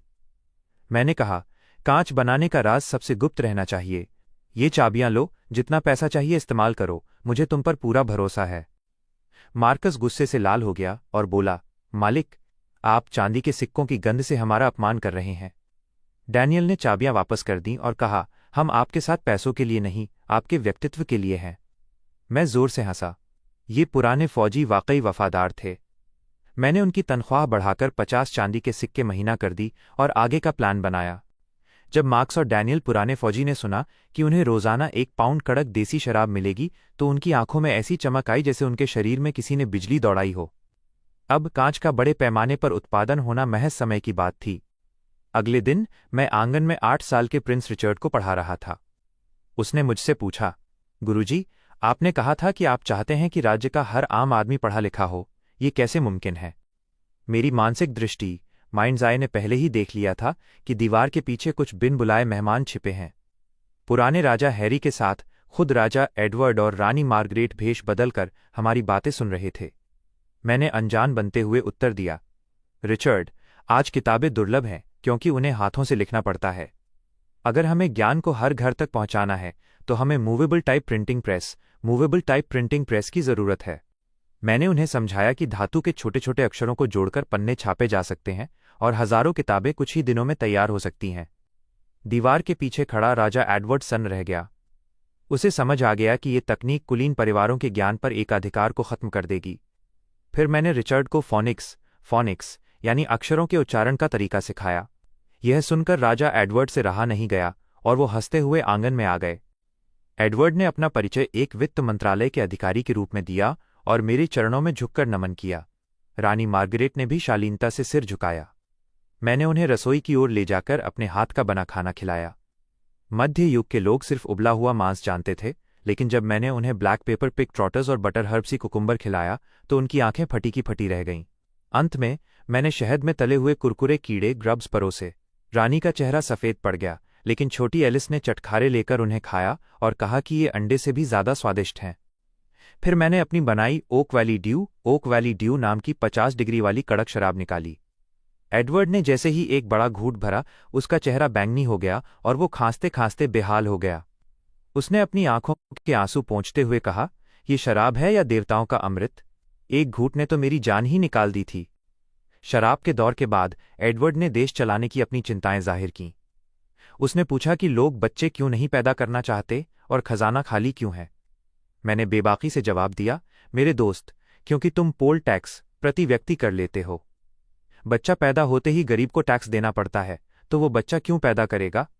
अगर खजाना भरना है तो पोल टैक्स खत्म करो और लैंड टैक्स जमीन पर कर लागू करो। मैंने उसे डिमेंशनल स्ट्राइक जैसा आर्थिक ज्ञान दिया। खेती देश का पेट पालती है, कारीगर देश को मजबूत करते हैं, लेकिन व्यापार कॉमर्स देश को अमीर बनाता है। सिर्फ एक बंदरगाह का टैक्स पूरे देश की खेती के टैक्स के बराबर हो सकता है। एडवर्ड इतना प्रभावित हुआ कि उसने भेष बदलने का नाटक छोड़ दिया और पूरी श्रद्धा से झुककर मुझसे शिक्षा मांगने लगा। तभी मेरा लोहार ब्रूस एक भारी लोहे का हल, हैवी प्लाव लेकर आया। एडवर्ड ने जब उस हल की धातु की आवाज सुनी तो वो दंग रह गया। मैंने उसे दमास्कस स्टील बनाने का राज और सुहागा, बोराक्स का इस्तेमाल करने का तरीका बताया। मैंने उसे दिखाया कि जहां एक किसान दिन भर में 1 एकड़ खेत जोतता है, मेरा ये हल एक दिन में 100 एकड़ जमीन पलट सकता है। मैंने तंज कसते हुए कहा, इसे रोमन हल कहते हैं। यह तुम्हारे मंत्रालय के नक्शों में धूल फांक रहा है, लेकिन तुम्हारे निकम्मे अधिकारी इसे छिपाकर बैठे हैं। ये सुनकर एडवर्ड का चेहरा गुस्से से तमतमा उठा। वो तुरंत वो हल लेकर महल की ओर भागा। उसने पूरी रात मंत्रालय के पुराने रिकॉर्ड खंगाले और जब उसे वही नक्शे मिले तो उसने गुस्से में मेज तोड़ दी। अगली सुबह उसने शाही कारीगरों को दमिश्क स्टील और आधुनिक हल बनाने का आदेश दिया और खजाने का सारा सोना इस नए प्रोजेक्ट में झोंकने का फरमान जारी कर दिया। राजा एडवर्ड ने खजाने से असीमित सोना निकालकर भारी तलवारों और गहरे हलों, डीप प्लाउज का उत्पादन शुरू करवा दिया। अगले दिन रेड कीप के दरबार में एडवर्ड ने एक टाट का कपड़ा हटाया। नीचे रोमन हैवी प्लो देखकर दरबारी हैरान रह गए। जब राजा ने बताया कि ये एक दिन में 100 एकड़ जमीन जोत सकता है, तो निकम्मे निर्माण मंत्री मिनिस्टर ऑफ वर्क्स ने मूर्खतापूर्ण तरीके से इसकी तारीफ की। एडवर्ड ने तुरंत उसे फटकार लगाई और सालों तक इस तकनीक को दबाए रखने के जुर्म में उसे पद से हटाकर एक मामूली निरीक्षक बना दिया। इसके बाद एडवर्ड ने एक के बाद एक धमाके किए। जब उसने प्रिंटिंग प्रेस, कागज बनाने की तकनीक और दमिश्क स्टील के बारे में बताया तो पूरे दरबार में सन्नाटा पसर गया। सेनापति और शूरवीर खुशी से झूम उठे। गॉड ऑफ वॉर रिचर्ड ने दहाड़ते हुए कहा कि अब हम वाइकिंग बर्बरों से अपना पुराना बदला लेंगे। राजा ने वहीं 3 शाही फरमान, इडिक्ट्स जारी किए। 1. पहला, भारी हल के आविष्कार के लिए मुझे विस्काउंट बनाया गया। 2. दूसरा, प्रिंटिंग प्रेस और कागज के लिए मुझे अर्ल की उपाधि दी गई। 3. अगला, दमिश्क स्टील के लिए मुझे मार्क्विस ऑफ द रेल्म बनाया गया, जो कि साम्राज्य का सबसे बड़ा सम्मान था। जहां भ्रष्ट अधिकारी इस इनाम का विरोध कर रहे थे, वहीं जनरल और शूरवीर मेरे समर्थन में अपनी तलवारें भांज रहे थे। दरबार खत्म होते ही सेनापतियों का एक बड़ा काफिला मुझे व्यक्तिगत रूप से धन्यवाद देने के लिए मेरे गांव की ओर निकल पड़ा। लेकिन दूसरी तरफ खतरा बढ़ रहा था। बर्खास्त किए गए ड्यूक ऑफ कॉर्नवाल का पोता सेड्रिक अपने चचेरे भाइयों और 200 सशस्त्र काली वर्दी वाले घुड़सवारों के साथ मेरे गांव ओक वैली की तरफ काल बनकर दौड़ रहा था। वे अपने परिवार की बर्बादी का बदला एक अंधे आदमी को कुचलकर लेना चाहते थे। उसी समय लंदन की प्रसिद्ध विदुषी सेसिलिया मेरे गांव की सुंदरता और मेरे द्वारा बनवाए गए लाल ईंटों के घर देखकर मंत्रमुग्ध थी। अचानक घोड़ों की टापों से गांव गूंज उठा। सेड्रिक और उसके भाइयों ने गांव में घुसकर आतंक मचाना शुरू कर दिया। उन्होंने गांव के मुखिया गैरेथ को धमकाया और ग्रामीणों को कुचलने की धमकी दी। तभी एक अद्भुत नजारा दिखा। सैकड़ों ग्रामीण, जिनमें रिटायर्ड सैनिक, राजमिस्त्री और यहां तक कि हाथ में लोहे की कड़ाही लिए महिलाएं भी थीं, सेड्रिक के घोड़ों के सामने दीवार बनकर खड़े हो गए। वे चिल्लाए, मिस्टर आर्थर ने हमें रोटी और घर दिया है, जो उन्हें छुएगा हम उसे जिंदा गाड़ देंगे।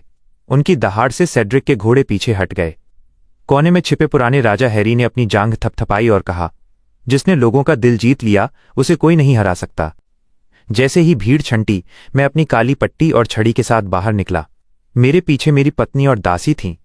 भीड़ में छिपी सेसिलिया मुझे देखकर दंग रह गई और मेरा निडर चेहरा देखकर शर्मा गई। मैं सेड्रिक के घुड़सवारों से मात्र 5 कदम दूर रुक गया। मेरी मुस्कुराहट गायब हो गई और मेरा हाथ मेरी छड़ी के अंदर छिपी तलवार की मूठ हिल्ट पर जा टिका। मैंने अपनी छड़ी उठाई और मिट्टी पर एक गहरी लकीर खींच दी। फिर अपनी सबसे शांत लेकिन सबसे क्रूर आवाज में कहा, मार्क्स डैनियल, ये सीमा रेखा है। जो भी इसे पार करे उसे मार डालो। अगर सब पार करें तो एक को भी जिंदा मत छोड़ना। अगर कुछ भी हुआ तो इस जमीन का लॉर्ड होने के नाते जिम्मेदारी मेरी होगी।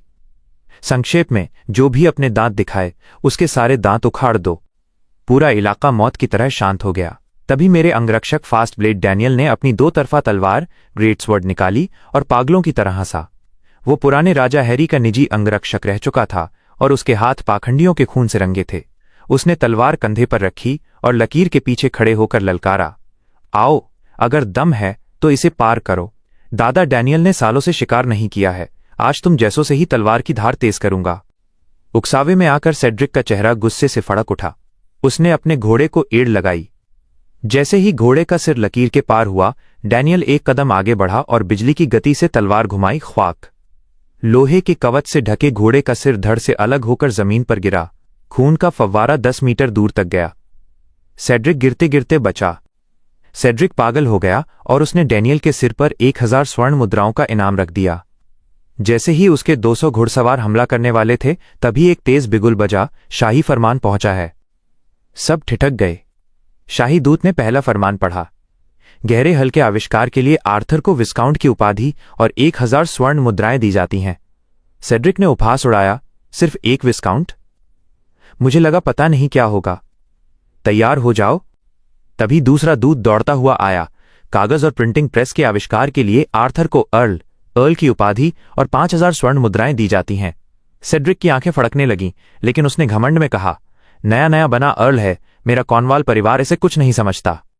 तभी तीसरी आवाज गूंजी, जो सेड्रिक के लिए मौत की घंटी जैसी थी, सर्वोच्च शाही फरमान। पूरा गांव सन्न रह गया। दूत ने सुनहरा फरमान खोला, दमिश्क स्टील के आविष्कार के लिए आर्थर को मार्क्विस ऑफ द रियल्म, साम्राज्य का मार्क्विस बनाया जाता है, जो उनकी 3 पीढ़ियों तक चलेगा। साथ ही 10,000 परिवारों की रियासत दी जाती है। पूरा माहौल जम गया। एल्बियन के इतिहास में यह पहला मौका था।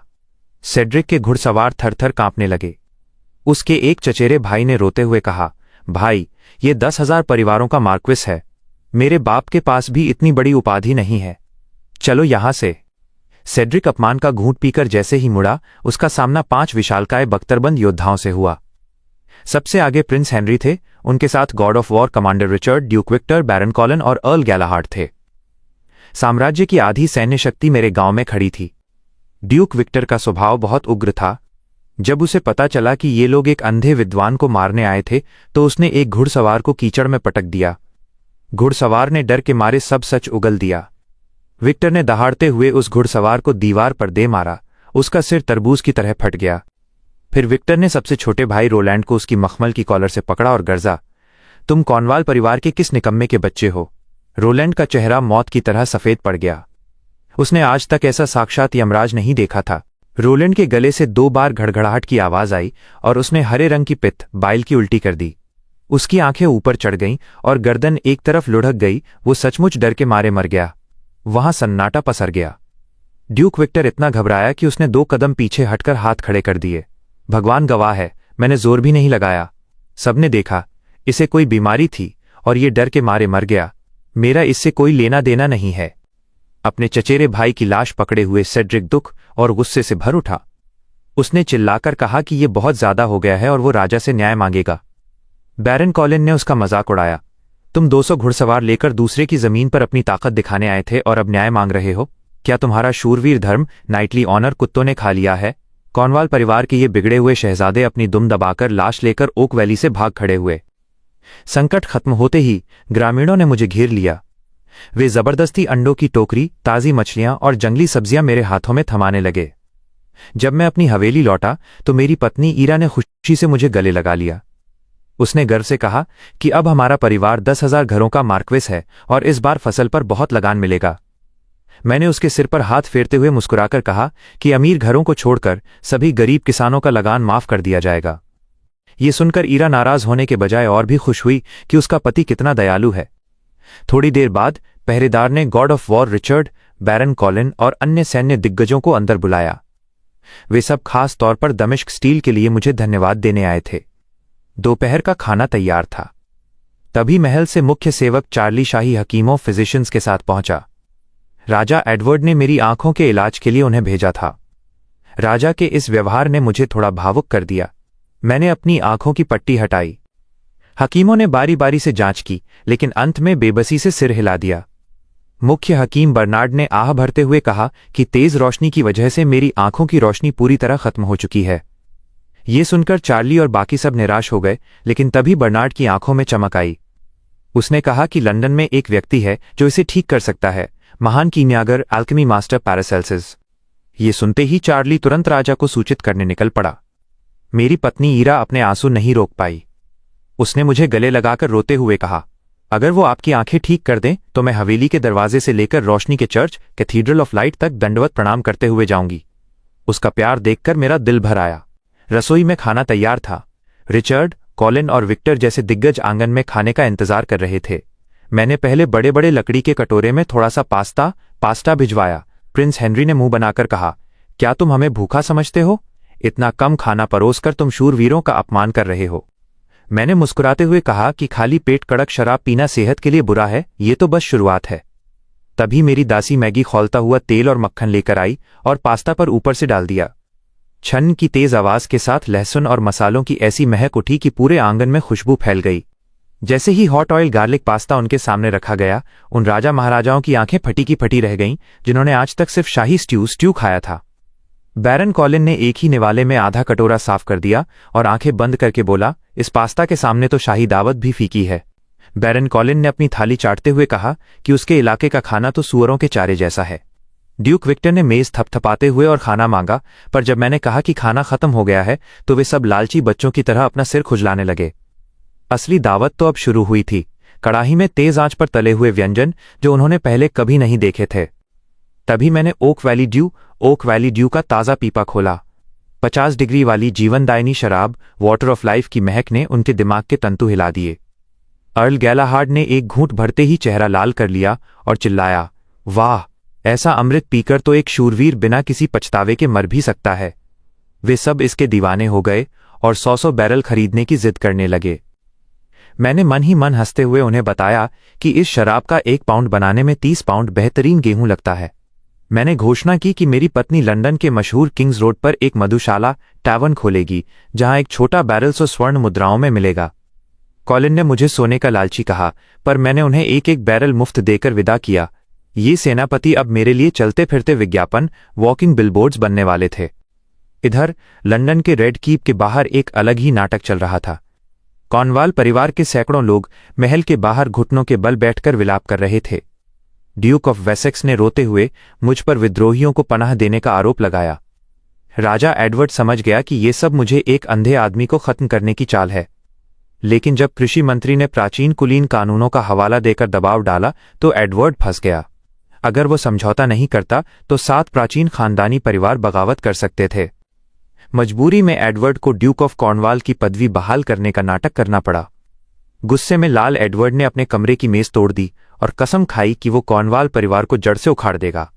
वो तुरंत भेष बदलकर मेरे पास पहुंचा और अपनी वीरता के झूठे किस्से सुनाने लगा कि कैसे उसने मेरे लिए दरबारियों के सिर काटने की धमकी दी। मैंने मन ही मन उसे बेशर्म कहा, पर चेहरे पर गंभीरता बनाए रखी। एडवर्ड ने दबी आवाज में पूछा, क्या तुम्हारे पास कोई ऐसी तरकीब है जिससे राजा की छवि भी खराब न हो और कॉर्नवाल परिवार का नामो निशान भी मिट जाए? मैं लगभग हंस पड़ा। यह एडवर्ड की पुरानी आदत थी, तानाशाह भी बनना है और संत भी कहलाना है। मैंने शांत होकर कहा, मेरे पास योजना है, पर समय अभी सही नहीं है। आप बस कागज की फैक्ट्रियां और प्रिंटिंग प्रेस जल्दी तैयार करवाइए। जैसे ही ज्ञान पर इन खानदानी रईसों का कब्जा खत्म होगा, कॉर्नवाल परिवार को मिटाना हथेली घुमाने जितना आसान हो जाएगा। ये सुनकर एडवर्ड की आंखों में चमक आ गई और वो काम तेज करने का आदेश देने भागा।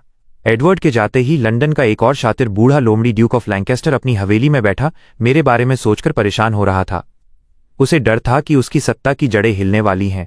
दमिश्क स्टील की तकनीक आने के बाद राजसी सेना ने लैंकेस्टर परिवार के घटिया लोहे का इस्तेमाल बंद कर दिया। अपनी कमाई डूबती देख ड्यूक ऑफ लैंकेस्टर ने एक चाल चली। उसने अपनी सुंदर बेटी लेडी एलेनोर को मोहरा बनाया। उसे फर्क नहीं पड़ता था कि मैं अंधा हूं, उसे बस स्टील बनाने का फॉर्मूला चाहिए था। उसने एलेनोर को आदेश दिया कि वो सबसे सुंदर पोशाक पहने और मुझे शहर के बाहर गुलाबों के सागर 10 माइल रोज सी में घूमने के लिए आमंत्रित करे। अगली सुबह मेरी पत्नी ईरा और दासी मैगी लंदन में शराब की दुकान खोलने पहुंचे। दुकान पर मैंने वही पुरानी कविता लिखी थी, मृदुल मदिरा कहाँ मिलेगी। चरवाहा मुस्काया, ओक वैली की खुशबू ने है सबको आज बुलाया। जैसे ही शराब का पीपा खुला, उसकी खुशबू ने सड़क पार के बड़े बड़े शराबियों को खींच लिया। 2 चांदी के सिक्के प्रति औंस जैसी भारी कीमत भी भीड़ को नहीं रोक पाई। उसी भीड़ में फियोना नाम की एक रहस्यमयी लड़की आई। उसने 10 सोने के सिक्के फेंके, 50 पाउंड का भारी पीपा एक हाथ से खिलौने की तरह उठाया और दीवारों को फांदती हुई गायब हो गई। वो शराब लेकर एक गुप्त मठ में पहुंचे जहां वायलेट नाम की एक आकर्षक महिला और एल्डर थॉर्न उसका इंतजार कर रहे थे। शराब चखते ही एल्डर थॉर्न कांप उठे। उन्हें यकीन हो गया कि मैं कोई साधारण आदमी नहीं बल्कि ईश्वर का चुना हुआ दूत, चोजन वन हूं, जो उनके सपनों के शहर एलिजियम का रास्ता जानता है। उन्होंने तय किया कि वे अपने हत्यारों असासिन्स की फौज इकट्ठा करेंगे और मुझसे वह राज उगलवाएंगे। इधर मैं टेम्स नदी के किनारे एलेनोर से मिलने पहुंचा। वो बहुत घबराई हुई थी।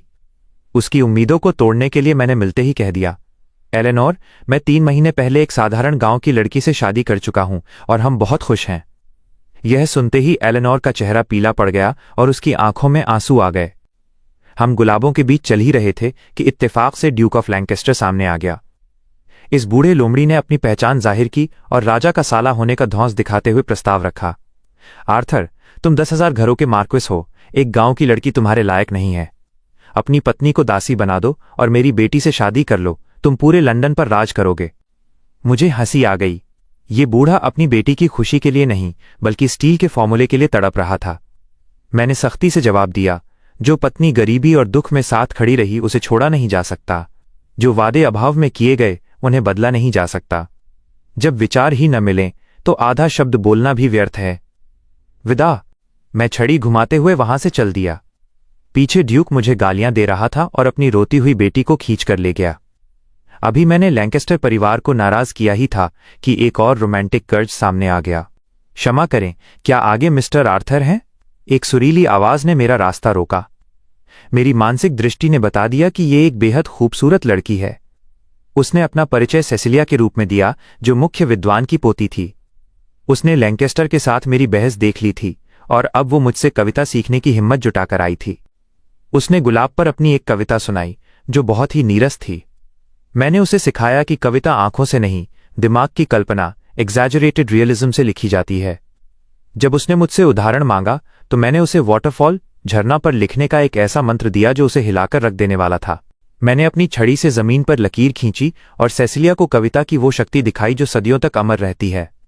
जब मैंने उसे झरने पर कविता सुनाई, 3000 फीट से गिरता ये धवल जल प्रपात, ऐसा लगे जैसे स्वर्ग से उतरी हो आकाश गंगा साक्षात। फिर बर्फीले नज़ारे और महल की ऊंचाइयों पर मेरी पंक्तियों ने उसे मंत्रमुग्ध कर दिया। जब मैंने उसे ओक वैली की वो कविता सुनाई, दुनिया हंसती मुझ पर कि मैं पागल हूं, मैं हंसता दुनिया पर कि वे सच देखने को अंधे हैं। सेसिलिया वहीं खड़ी रह गई जैसे किसी ने उस पर डायमेंशनल स्ट्राइक कर दी हो।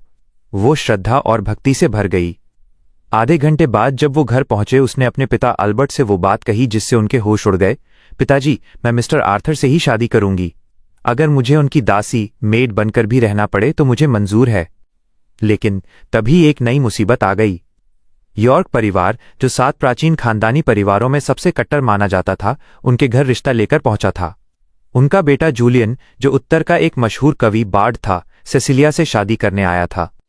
लिविंग रूम में जूलियन बहुत घमंड में बैठा था। जैसे ही सेसिलिया ने अंदर कदम रखा, उसने बड़े गर्व से अपनी कविता गेहूं बेचता किसान सुनानी शुरू की। सेसिलिया ने उस उछलते हुए जोकर को देखा और नफरत से मुस्कुराई। उसने वहीं से मेरी कविताओं का तोपखाना खोल दिया। क्या तुमने कभी सुना है, जेठ की तपती दोपहरी में जब किसान हल चलाता है, उसके पसीने की हर बूंद धरती का सीना भिगोती है? जूलियन का चेहरा सफेद पड़ गया। सेसिलिया ने वार जारी रखा। ज्ञान के पर्वत पर वही चढ़ता है जो परिश्रम की राह चुनता है। बुद्धि के अगाध सागर में मेहनत ही नाव बनती है। जूलियन को पसीना आने लगा। सेसिलिया ने अंत में मेरी वह कविता सुनाई जिसने जूलियन के घमंड को धूल में मिला दिया। तारांकन, जिस दिन महान ड्रैगन हवा की सवारी करेगा वो 90,000 मील ऊंचे आसमान में उड़ेगा। क्या तुम ऐसा लिख सकते हो? एक एक पंक्ति जूलियन और उसके दादा के चेहरे पर जोरदार तमाचे की तरह लगी।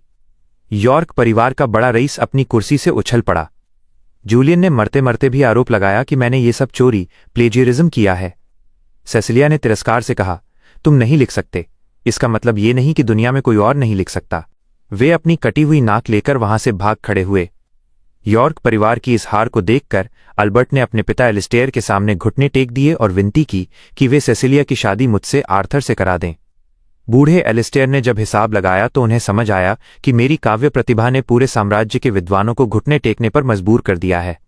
बूढ़े विद्वान एलिस्टेयर ने नफा नुकसान तौलने के बाद अपने दांत भींचे और फैसला किया, चाहे यॉर्क परिवार नाराज हो जाए, पर वो अपनी जीनियस पोती सेसिलिया की शादी मुझसे, एक अंधे आदमी से ही करेंगे।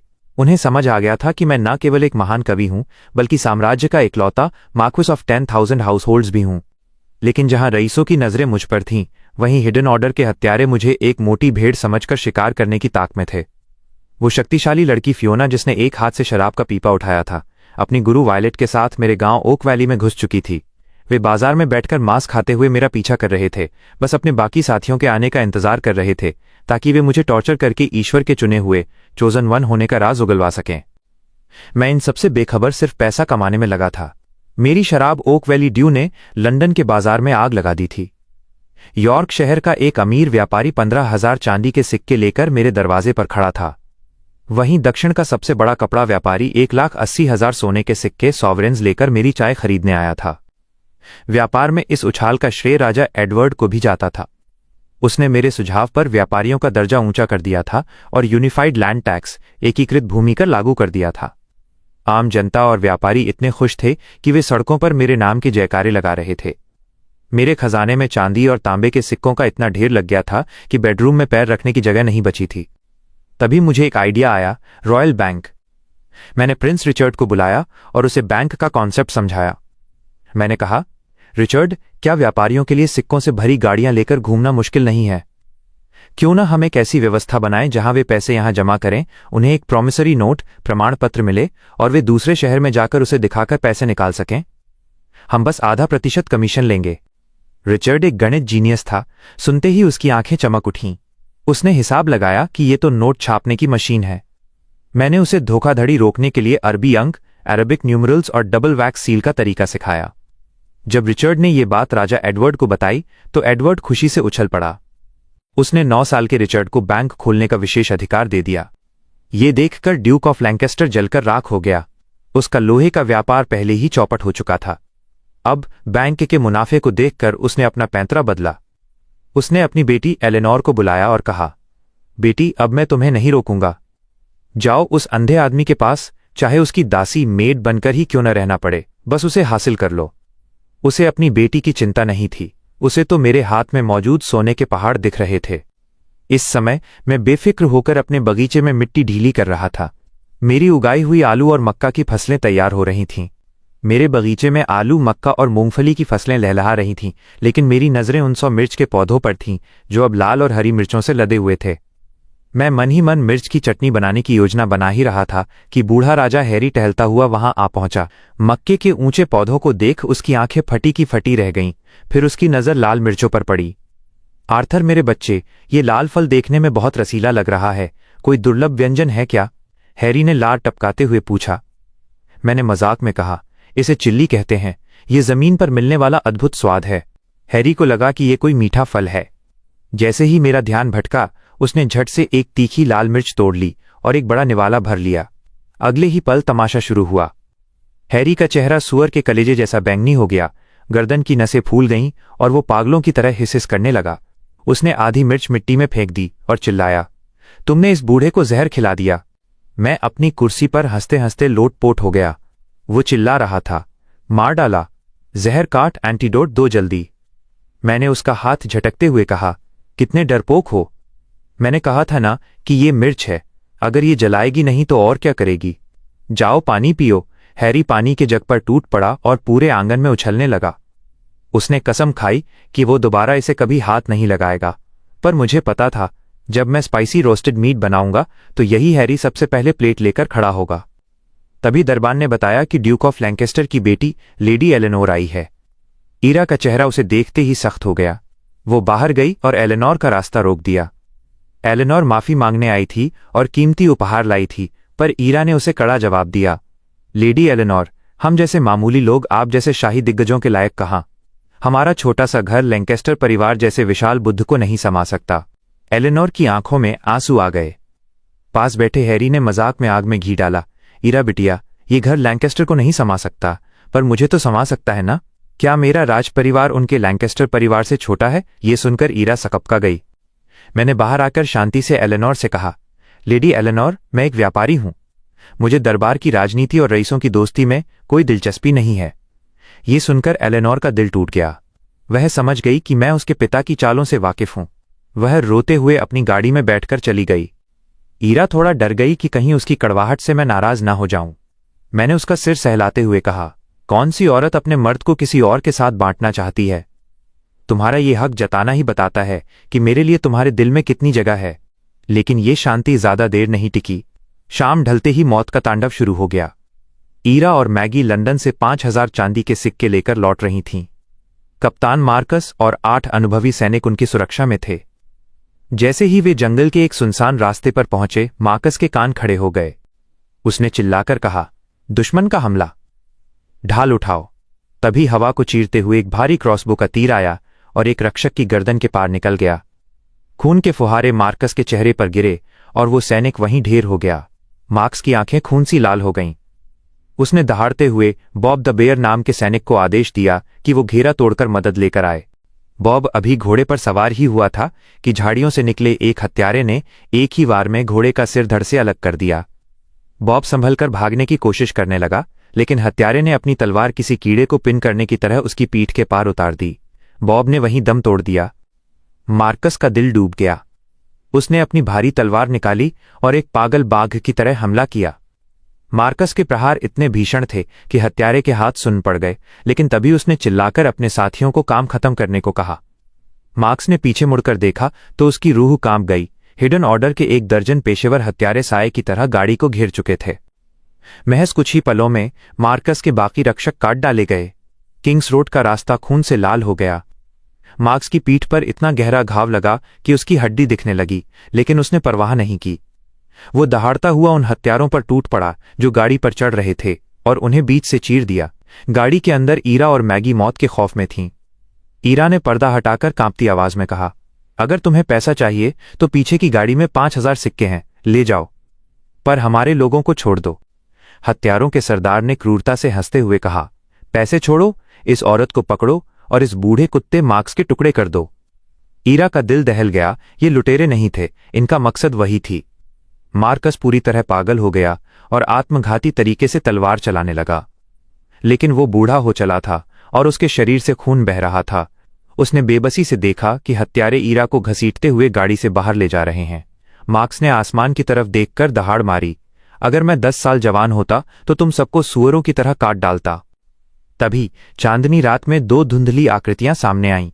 वो कोई और नहीं, महान पैरासेल्सिस और उसका शिष्य लिंडन थे। लाशों का ढेर देख पैरासेल्सिस की भ्रिकुटी तन गई। उसने आदेश दिया, लिंडन, इसे बचाओ। लिंडन ने बिजली की गति से हमला कर हत्यारों के सरदार को घायल कर दिया। सरदार अपनी जान बचाकर जंगल में भाग गया। मार्कस मरने ही वाला था कि पैरासेल्सिस ने उसे अपनी कीमती औषधि एल्केमिकल पोशन देकर जिंदा रखा। होश आते ही मार्कस ने इलाज कराने से मना कर दिया और गिड़गिड़ाते हुए कहा कि उसे ओक वैली ले चलो ताकि वो मुझे आर्थर को खबर दे सके। कुछ देर बाद खून से सनी गाड़ी हवेली के अंदर रुकी। मैगी दौड़ती हुई मेरे सीने से लग गई और फफक फफक कर रोने लगी। लॉर्ड मार्क्विस, ईरा को ले गए। मार्कस मर रहा है, सब मारे गए। ये सुनते ही मेरे दिमाग में धमाका हुआ, लेकिन मैंने अपने भीतर उठते खूनी जुनून को दबाया। मैंने मैगी के कंधे पकड़कर कड़क आवाज में कहा, रोना बंद करो, विस्तार से बताओ क्या हुआ। सब सुनने के बाद मेरी आंखें बर्फ की तरह ठंडी हो गईं। वे पैसे नहीं ले गए, सिर्फ ईरा को ले गए। डरो मत, ईरा ठीक होगी। उनका निशाना मैं हूं। मैंने तुरंत डेथ ऑर्डर जारी किया। पूरे गांव में खतरे का बिगुल बज उठा।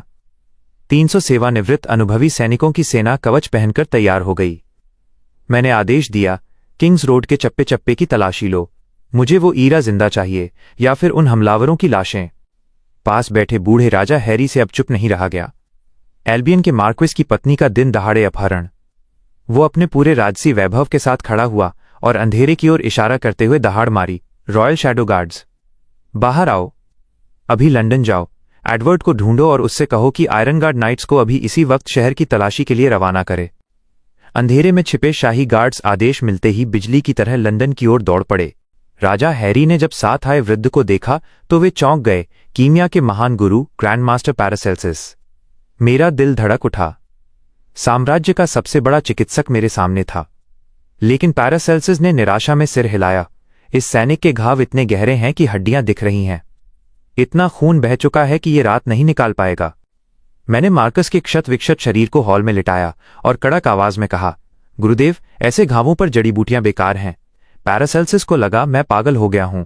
मैंने नौकरों को आदेश दिया, तहखाने से सबसे तेज अल्कोहल लाओ, पानी उबालो और सूती पट्टियों को स्टेरिलाइज करो। मैंने उस महान चिकित्सक की आंखों में आंखें डालकर कहा, हमें इसके घावों को संक्रमण से बचाना होगा और मांस को आपस में सिलना होगा। कीटाणु शोधन, डिसइंफेक्ट और सिलाई, सोइंग, ये 2 शब्द इस दुनिया के लिए बिल्कुल नए थे।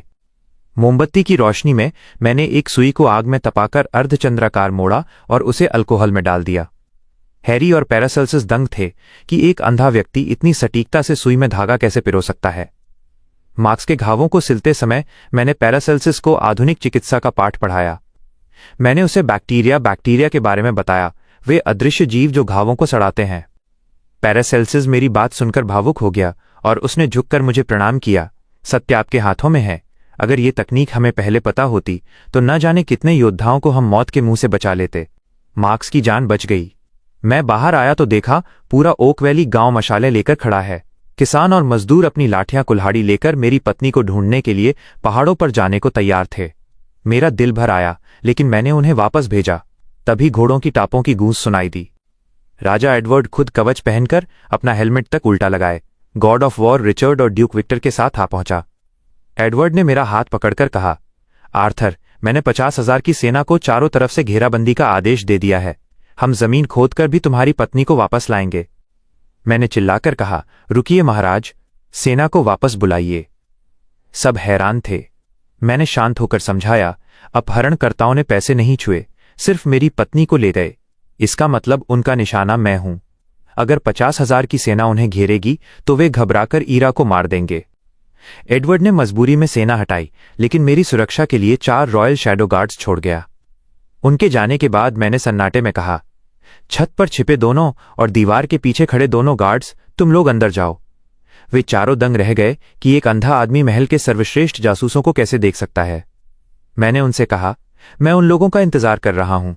अंदर छिप जाओ ताकि शिकार जाल में फंस सके। रात के ठीक 1 बजे छत के ऊपर से एक साया बिजली की तरह गुजरा। वही रहस्यमयी लड़की फियोना, जो हिडन ऑर्डर की सदस्य थी, मेरे घर में घुस आई थी। मैं शांति से काली चाय ब्लैक टी की चुस्की ले रहा था। जब मैंने अंधेरे में कहा, जब तुम आ ही गई हो तो छिपना कैसा, फियोना दंग रह गई। वो मुस्कुराते हुए छत से कूदी। मानना पड़ेगा, आप वाकई खुदा के बंदे हैं। अपनी पत्नी को बचाना है, सीधा हिसाब है, एक जान के बदले दूसरी जान। मेरे साथ चलिए। घर में छिपे रॉयल शैडो गार्ड्स घबरा गए और फियोना को घेर लिया, पर मैंने उन्हें पीछे हटने का आदेश दिया। मैं इसके साथ जाऊंगा। अगर मेरी पत्नी को कुछ हुआ तो तुम सबको उसके साथ दफन कर दिया जाएगा। मैगी, राजा से कहना कि इन रक्षकों को सजा न दें। इतना कहकर मैं फियोना के साथ चल दिया। उस जंगली लड़की ने मुझे बेल्ट से पकड़ा, कंधे पर लादा और दीवार फांद गई। वो अविश्वसनीय गति से दौड़ रही थी। मैंने चिढ़कर कहा, इतना तेज दौड़ रही हो, कहीं तुम्हारे पैरों से बदबू तो नहीं आने लगेगी। फियोना गुस्से से तिलमिला उठी, पर उसकी रफ्तार थोड़ी कम हो गई। वह मुझे ड्रैगन बोन ब्लैक फॉरेस्ट के गहरे पहाड़ों में ले गई। वहां मेरी पत्नी ईरा बंधी हुई पड़ी थी। मैंने अपने भीतर के गुस्से को दबाया और अंधे आदमी होने का नाटक करते हुए हाथ पैर मारने लगा। मैंने जानबूझकर नकाबपोश वायलेट को गलत जगह से पकड़ लिया। वो शर्म और गुस्से से तमतमा उठी। फिर मैंने एल्डर थॉर्न से सौदा किया, मेरी पत्नी को छोड़ो, तब मैं रुकूंगा। वायलेट ईरा को छोड़ने निकल गई। अब मेरा रास्ता साफ था। जैसे ही ईरा सुरक्षित घर पहुंचेगी, इनमें से एक भी जिंदा नहीं बचेगा। सुबह आराम करते वक्त एल्डर थॉर्न ने अपनी असलियत दिखाई। उसने लालच भरी नजरों से पूछा। पैगंबर आर्थर, आप तो खुदा के चुने हुए हैं, आपको एलिसियम का रास्ता पता होगा। मुझे हंसी आ गई। मैंने लंबी आह भरी। दिव्य लोक जाना बहुत कठिन है। उत्तर की बर्फीली वादियों से 10,000 साल पुरानी बर्फ लानी होगी और दुनिया की सबसे ऊंची चोटी पर चढ़ना होगा। थॉर्न और उसके हत्यारे मंत्रमुग्ध होकर सुन रहे थे। मैंने और मिर्च मसाला लगाया। वहां देवता मोबाइल फोन नाम के जादुई आईने से बात करते हैं। वे लोहे के परिंदों हवाई जहाज में उड़ते हैं और लोहे के जानवरों कार पर सवारी करते हैं।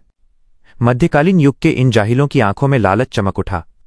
उधर लंदन में हाहाकार मचा था। एडवर्ड को जब मेरे अपहरण की खबर मिली, वो अपना आपा खो बैठा। उसने दरबार में दहाड़ लगाई, पूरी रॉयल नाइट आर्मी को ब्लैक फॉरेस्ट भेज दो। विक्टर कॉलिन 40,000 की फौज लेकर जाओ। अगर जमीन भी खोदनी पड़े तो मार्क्विस आर्थर को ढूंढ कर लाओ। दरबारी ल्यूसियस ने विरोध किया। महाराज, 50,000 में से 40,000 सैनिक भेज देंगे तो वाइकिंग्स हमला कर देंगे। एक मार्क्विस के लिए साम्राज्य को खतरे में मत डालिए। एडवर्ड ने सफेद झूठ बोला। तुम्हें क्या पता? वाइकिंग्स आर्थर की तरक्की से जलते हैं। उन्होंने 20,000 हत्यारे भेजे हैं। मैं उन जासूसों को खत्म करने जा रहा हूं। जब ल्यूसियस ने इसे राजा का मनगढ़ंत झूठ कहा तो एडवर्ड ने उसका सिर कलम करने का आदेश दे दिया। इससे पूरा दरबार भड़क गया। 100 से ज्यादा अधिकारियों ने अपने पद त्याग दिए और विरोध में घुटनों पर बैठ गए। एडवर्ड गुस्से से कांप रहा था, पर वो 7 पुराने खानदानी परिवारों को एक साथ खत्म करने की हिम्मत नहीं कर सका। राजदरबार में गॉड ऑफ वॉर रिचर्ड ने वो अभिनय किया कि सब देखते रह गए। उसने लंगड़ाते हुए दावा किया कि वो घोड़े से गिर गया है और चल नहीं सकता, ताकि राजा के आदेश को टालकर आपको बचाने का समय मिल सके। उधर मेरे महल में एलेनोर भागती हांफती पहुंची। उसके घुटने छिल गए थे। जब ईरा ने उसकी तड़प देखी तो उसका दिल पिघल गया। ईरा ने एलेनोर का हाथ थामा और एक बड़ा फैसला सुनाया। जब मेरे पति सुरक्षित लौटेंगे तो मैं तुम्हारी उनसे शादी करा दूंगी। अब से हम एक ही परिवार हैं। मेरे पीछे मेरी गृहस्थी का यह बड़ा फैसला हो चुका था। इधर ब्लैक फॉरेस्ट में मैं कुत्तों की तरह आपस में लड़ते इन हत्यारों का तमाशा देख रहा था। एल्डर थॉर्न ने खाने में अल्कोहल पॉइजन मिलाकर वायलेट और फियोना को बेहोश कर दिया। वो इस दिव्य लोक के राज पर अकेले कब्जा करना चाहता था।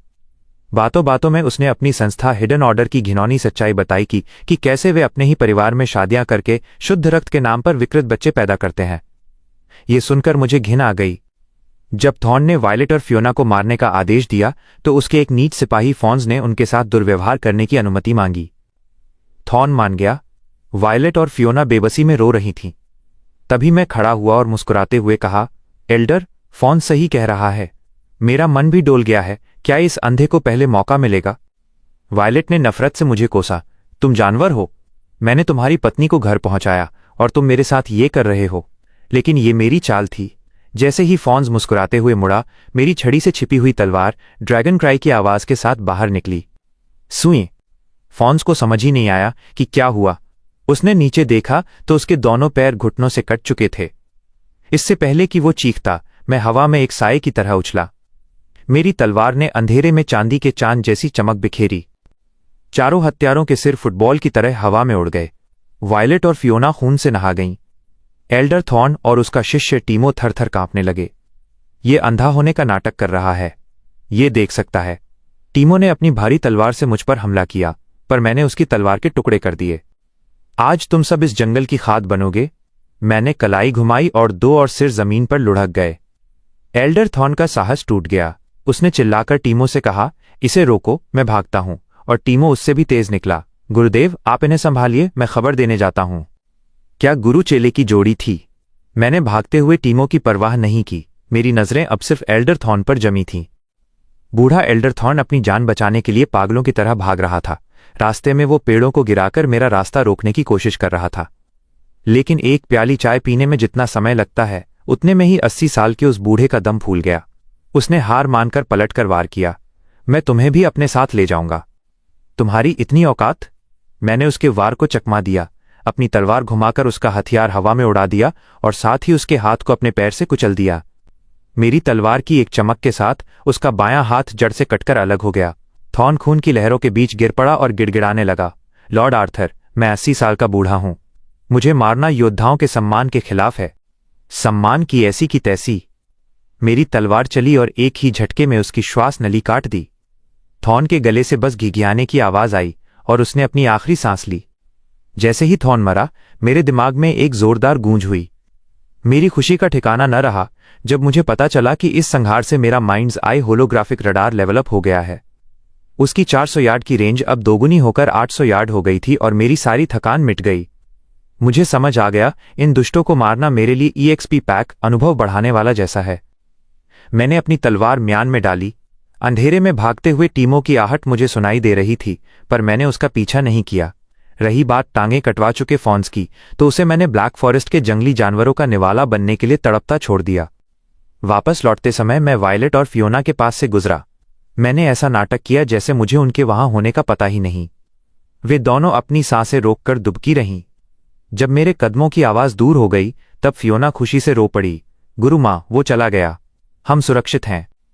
लेकिन वायलेट का चेहरा डर से सफेद था। उसने चारों ओर बिखरी लाशों और खून की गंध को देखा और कांपती आवाज में कहा, फियोना, इतनी जल्दी खुश मत हो। खून की ये भारी गंध ब्लैक फॉरेस्ट के सबसे खतरनाक दरिंदों को यहां खींच लाएगी। अभी उसकी बात पूरी भी नहीं हुई थी कि जंगल की गहराइयों से एक ऐसी दहाड़ गूंजी जिसने आत्मा को झकझोर कर रख दिया।